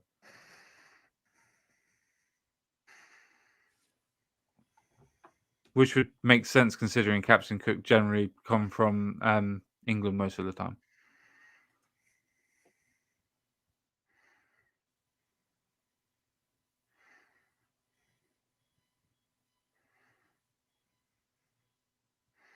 And the video that you were talking about is probably coming from either Wild Again Dan or Eric DeBay. And it would have been one of his 200 proofs. DeBay. Yeah, I know. And that's probably one of the ones that I either stopped looking at or I wasn't coming around to it. See, that's information that I can write out now. Because again, I'm learning everything, and I'm not perfect. It doesn't mean that it's round. It just means it is what it is. That's fine. That's why I'd like to go into models, talking about distance, the time, the mathematics of how the models are actually predicting things. Because if we can talk about the predictions and falsifying the predictions, then the more predictions that we falsify for each model, the more likely it is to be the other model. Wouldn't you agree? I would suppose. That's fair enough. That's fair enough. That's how we gain knowledge, isn't it? We try and falsify it. Yeah, that's why. And I've always said that I am more than willing to be proven wrong on several things. Whether I go from here and then go look it up and then find out that something else was completely different than what it was, that's completely another thing. And again, that'll be on you too, whether you decide to go, and if you happen to take one thing that I said and look at it and you're just like, oh, okay. Just wanted to point out, I've actually taken 4 things that you said and Googled them to look them up so I knew what you were talking about to try and work out what was going on. Because I did not know about the Cook taking 3 years to do the 60,000 miles. I had to look it up. That's not something I knew off the top of my head. Yeah. No, and see, that's one of the few things you can rely on the internet for anymore. Holy smokes. Yeah. But yeah, I think if we look at trying to falsify the models, as you quite rightly said, rather than talking about the YouTube videos and things like that, it's better to try and falsify those models and try and disprove the other model more than it would be to try and say that this video proves this and this video proves that. No, I never said anything proves anything. I said I know. I meant in question. general. I wasn't being specific to you. I was just being in general. Everything shows a question is what it does. And again, until I can somehow reasonably see it with my own eyes, it makes you got to ask those questions. You just got to, at this point, you got to question everything. Can I ask you a question? And it may seem a little bit childish to begin with, but just roll with it. There is a method to it. Okay. Can you see air? Can I see air? I can see air when there's fog. I can see That's not air. air. Okay, then I can see water droplets when the air flows through it. I can see leaves whenever the air pushes through it. That's air pressure. I can. I'm just saying. I can see air when it is pushing a gas around. You can call it whatever you want, but I'm going to call it air.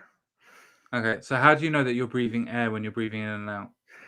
I don't know. Morpheus, tell me. Because we've tested the air quality of what we're breathing in and breathing out. We've tested lungs of what they breathe and what they don't breathe. Yeah, I know that. I understand that people have figured out what we do and breathe and don't breathe. But that's my point. You said that you have to use what you see to make your knowledge true. Yeah. But we don't see atoms, but we know they exist. We don't see molecules, but we know they exist. I know that when I have... Oh, that's a good one. When I have done those experiments in science class, where we... Oh, how do I want to prove this one? Or how do I want to say this one, really? It's not that you could it's somehow boiling water and you could take out, the oxygen and stuff like that. And that it turns it into oxygen that we can have. And of course, that doesn't prove the oxygen, nitrogen, whatever content of air that we have. I'm not a scientist to be able to do that, but that's something that I can take in and I can understand. Now, is that true? Is it that, it's this thing called nitrogen and this thing called oxygen? I mean, that's what somebody has said. Now, there's nobody out there that's been telling me that I can breathe, methane. There's nobody out there that's telling me that I can breathe, carbon or whatever. People tell me that all the time. There's not a second concept going on there. It's not that, one guy says that, again, one guy says that they can see a curve out of a plane window and another guy can't. That's not it. Everybody says that we breathe air. I have not heard one person tell me that, we breathe something else besides this. If somebody told me that, then maybe we got to look into that. I don't know. Would that be a way of actually running our lives, so to speak? So, say for instance, I come out and said, "Well, we don't actually breathe air. What we actually do is we breathe out carbon dioxide, and that's good enough for our respiratory system to work." Or do we know that we take in oxygen, our blood then siphons off the oxygen, and we get carbon dioxide as a replacement for that when we breathe out? Apparently, that's how it works. I don't. hmm I don't know every single little thing about how my body does it. I know that I take the air in. If the air is foul, then I don't want to be there. But then when I release it, it releases out into the world. The trees get a hold of it, and it gives it back to us. hmm That's what we're told, and that's it's. I haven't been other than hearing that carbon dioxide is now ruining the world somehow. Which, okay, is it? I don't know. Other Yeah, than it's to hearing do with that, its reflective properties. so the last time they told me anything was that all the trees in the world like that stuff. Now they're telling us that cow farts are killing us. How did that change? How did that change? How did it change that we have this great wealth of grass and trees and anything that's green on this world that takes everything we breathe out, turns it into something we can breathe in. Now suddenly, magically, we just can't do it anymore, and that it's killing us. Well, that would be because of the deforestations of all of the forests. Like, for instance, there is a football field every hour that is being taken away from the Amazon at the moment. That doesn't include all of the forests that have been taken away from Europe, the forests that have been taken away from America.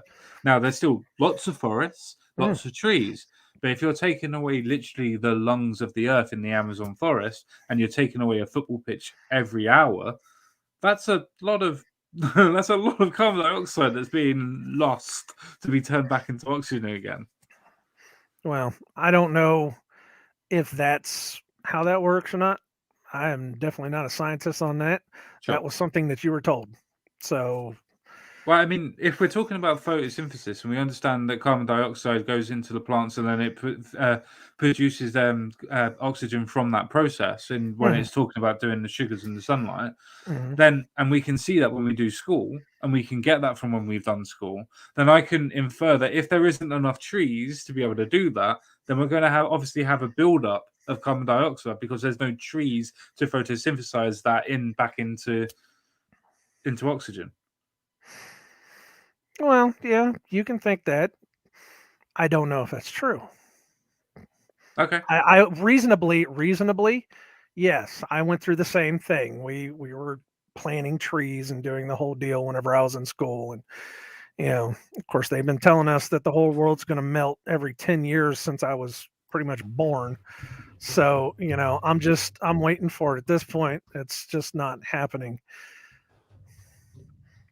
You believe that the Earth is going to flood out whenever the ice caps melt? Oh, if the ice caps melt, then yes, of course it will do. So if an piece of ice melts inside of a glass of water, does the water level rise? Yes, generally. Does it overflow? No, but it does rise.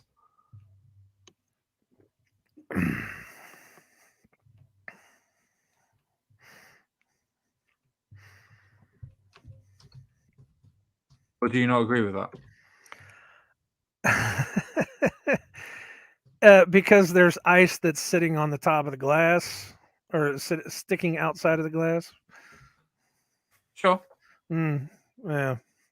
But the majority of all the ice that they say that's going to melt is supposedly underneath the water. Not just that, we also have a lot of glaciers as well. No, and a lot of the snow on top of the mountains are also starting to melt. That one is definitely a hard sell for me because again, they've been trying to push that stuff. Actually, before we were born, they were trying to push that stuff back in the late 1800s. So wait for the day. Sure. Just wait until they carbon tax you to death on that one. Have fun with that. But I think you guys have carbon tax though, don't you? Don't you guys? Oh yeah, of course we do. Yeah. Yeah. Where they're loading us up now, so we're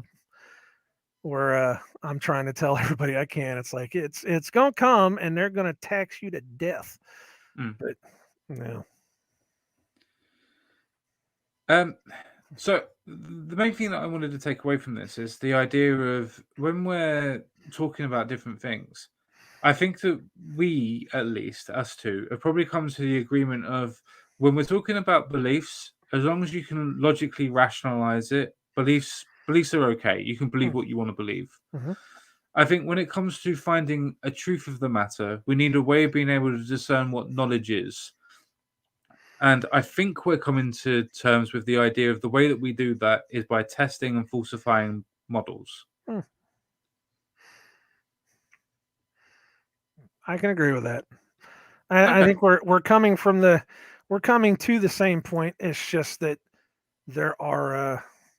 I will admit there are biases. I will be the first one to admit that there is a bias on my side because I have some on mine as well. So it's and not everything is cut and dry, and we're definitely not perfect when it comes to this stuff because there is a lot that we were told. There's a lot of stuff that we can find out for ourselves. We can Google something up and see what's going on.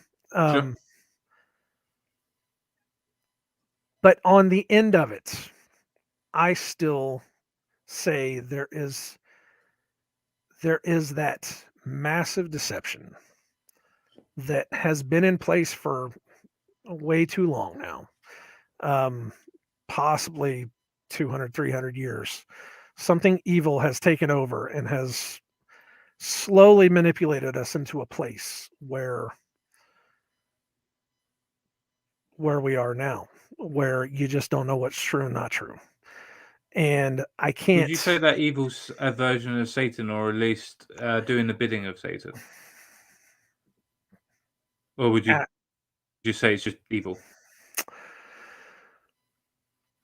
I would say that a part of it is that man himself is evil. He gets some of that from Satan. There was I would argue you get some of it from God, but God gives us evil. I've already said that God gives us evil to try us. But on that same token, there was. I know not a lot of people put stock into it. The Book of Enoch. Because people will, just say, "Oh, it's just a book; it doesn't mean anything." But it talks about after so many years, the fallen angels will be released onto the world. After a certain amount of time, from a certain point, Daniel, I think, says the same thing in the Bible, where it will come to a point, and they will be released, and then the evils of the world will come back, and I think it was Rob Skiba that actually did it. He calculated it out to where it was right around the mid 1800s was when this timeline happened. And it was like we went from horse and buggies and wagons to cars, everything. Because all of these demons that had all of the knowledge of the world were released all at once. I don't know if you want to buy into that. You don't have to. I mean, not when I can see the technological timeline of how the actual timeline works, but no, not for me. It's just kind of interesting how we can go for, what was it, 700, 800 years, horse and buggy, and then just magically out of the blue, it's like cars. Well, yeah, the reason for that is innovation. And when we're in a world war, we want innovation. We want things to get done quicker. We want to be able to carry more. We want petrol. We want to be able to get tanks. You know, we need more protection. Where if we haven't got the idea of, oh, well, we need these things, we don't need or want them, so they don't get made. Well, that's going to be another one that we're going to have to disagree on. Well, I have my own problems with the timeline, man. No, that's fine. Let me put it this way. If I'm happy riding a bike to work because it gets me to work, but now I've changed jobs, but my bike doesn't let me get there, I now need to find a new way of getting there, don't I? Well, necessity is the mother of all invention, supposedly. And that's what I meant by war. But cars were made in the late 1800s. Yes, they were. Yes, I mean, Ford had cars on the assembly line before the First World War. they did, but only just. So I think it was about 5-6 years. So the World War was not the necessity of invention that created cars. Not created cars, no, but it bolstered the increase of how cars were manufactured and increased how they were actually done. Because the cars themselves were absolutely crap when they were first made, to the point of they would only go like 5 to 8 miles per hour, and you had to hand crank them for ages. But a lot of those cars are still on the road. Yeah, I wouldn't say a lot. I would say that they're the collector items that a lot of people put a lot of money in. You should come up. You should come out to Indiana where they have the old the Model T festivals, and there's like 30, 40 of these things that are still running. It's a pretty amazing thing. But and they come from all over your nation. This all over Indiana is what they say. So, but I can't get a 2012 Hyundai Elantra to last for more than 8 years because it's a piece of junk, and I have to keep filling it up with oil and keep replacing parts on it. Yeah, but you'd have to do that with the Model T as well. The thing is with the Model T is that it has simpler parts. So if you have a simpler calculator, it lasts a hell of a lot longer than what your phone does. It had because it has more parts to go wrong. It had far more simpler parts for a far more simpler time that lasted way longer than the crap that we're buying now. But yet the Honda would completely and utterly outperform the Model T on absolutely everything. It would absolutely last. Absolutely. But that doesn't mean that, by the end of it, if something happens and all of those electrical parts die out, that people aren't going to have to go back to the tried and true old cars of, the 50s and 60s and 70s. Why would we need to go back to those types of cars when we still have the innovation and the factories to work for the new cars? What if there was a problem with the computers? Everything just stopped. We would still have the manufacturing blueprints.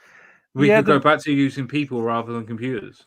I'm not talking about having things like that. What if there was I love the dystopian movies that whenever they show that the good guy needs to get a car, that he always tends to find like some, badass 1969, I don't know, Chevy Nova or something that he drives because it has no tracking in it. It has no computers in it. It has no, electronical parts that might screw up. It just has the standard tried and true stuff in it. It might have the headlights and it might need the battery to be able to crank, but it's still that tried and true stuff. Sure. And I might not make any sense, but that's not even the argument we were having. It was the massive innovation that happened around the 1800s. It was something happened around the 1800s. I don't know, because everything that we have now for some reason came out of the 1850s.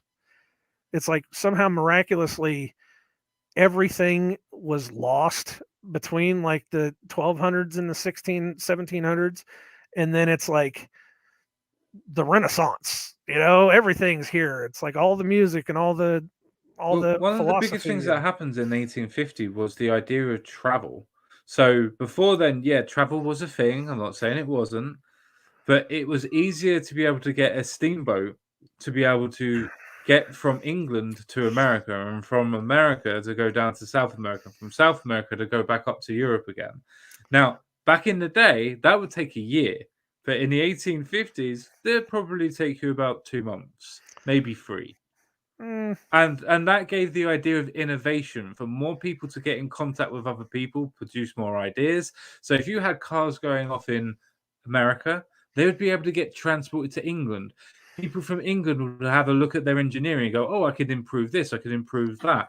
Then it would get shipped off to Germany from there. Then it would get improved from there. And then it would go to China. China would absolutely rip the crap out of it and then build everything from cheap and then send it to Australia. And then they would do exactly the same thing. And that's how that cycle of innovation would work. right. Well, that may be true. I don't know. I know that it fits within your timeline, but I have to question that. Just like everything else, I have to question it. No, that's absolutely fine. I think that we've been going for long enough. It's 3 hours and 10 minutes. Yeah. So My I think we've wife had a is decent one. my wife is texting me too. She's like, "Are you still on?" Yeah, I'm still online, baby. I'm still here. Yeah. She knows when she get me going, I can talk and talk and talk. And Well, I just hope that we were able to raise some decent questions for people and show that even though that we fundamentally disagree on many different things, it was absolutely a great conversation, and I think that we learned a lot from each other. I hope we did. I hope I got enough of a message out to be able to help people understand that it's not just about the flat Earth. It's about questioning everything. I mean, Yeah. it's not just taking everything at its word so much. It's about questioning, and then, like you said, finding the truth, testing it, and then going from there. Whether I find that out or not, or whether you find that out or not, that's going to be on the both of us. It's going to be about finding it for ourselves and understanding. Yep, no, I completely and utterly agree with that. The only thing that I would want you to do from this conversation is keep your belief in God, keep your belief in what you believe, and that's absolutely fine. But when it comes to making claims about knowledge, do what you said, test it, see if it fits. Yep. Because we can all say, well, that doesn't look right. I can say the same thing. Well, I can see a curve, so there must be a curve, and vice versa. So if we can test it, we can then prove to ourselves, doesn't matter about anybody else, we can prove to ourselves that the knowledge that we hold is knowledge and not a belief.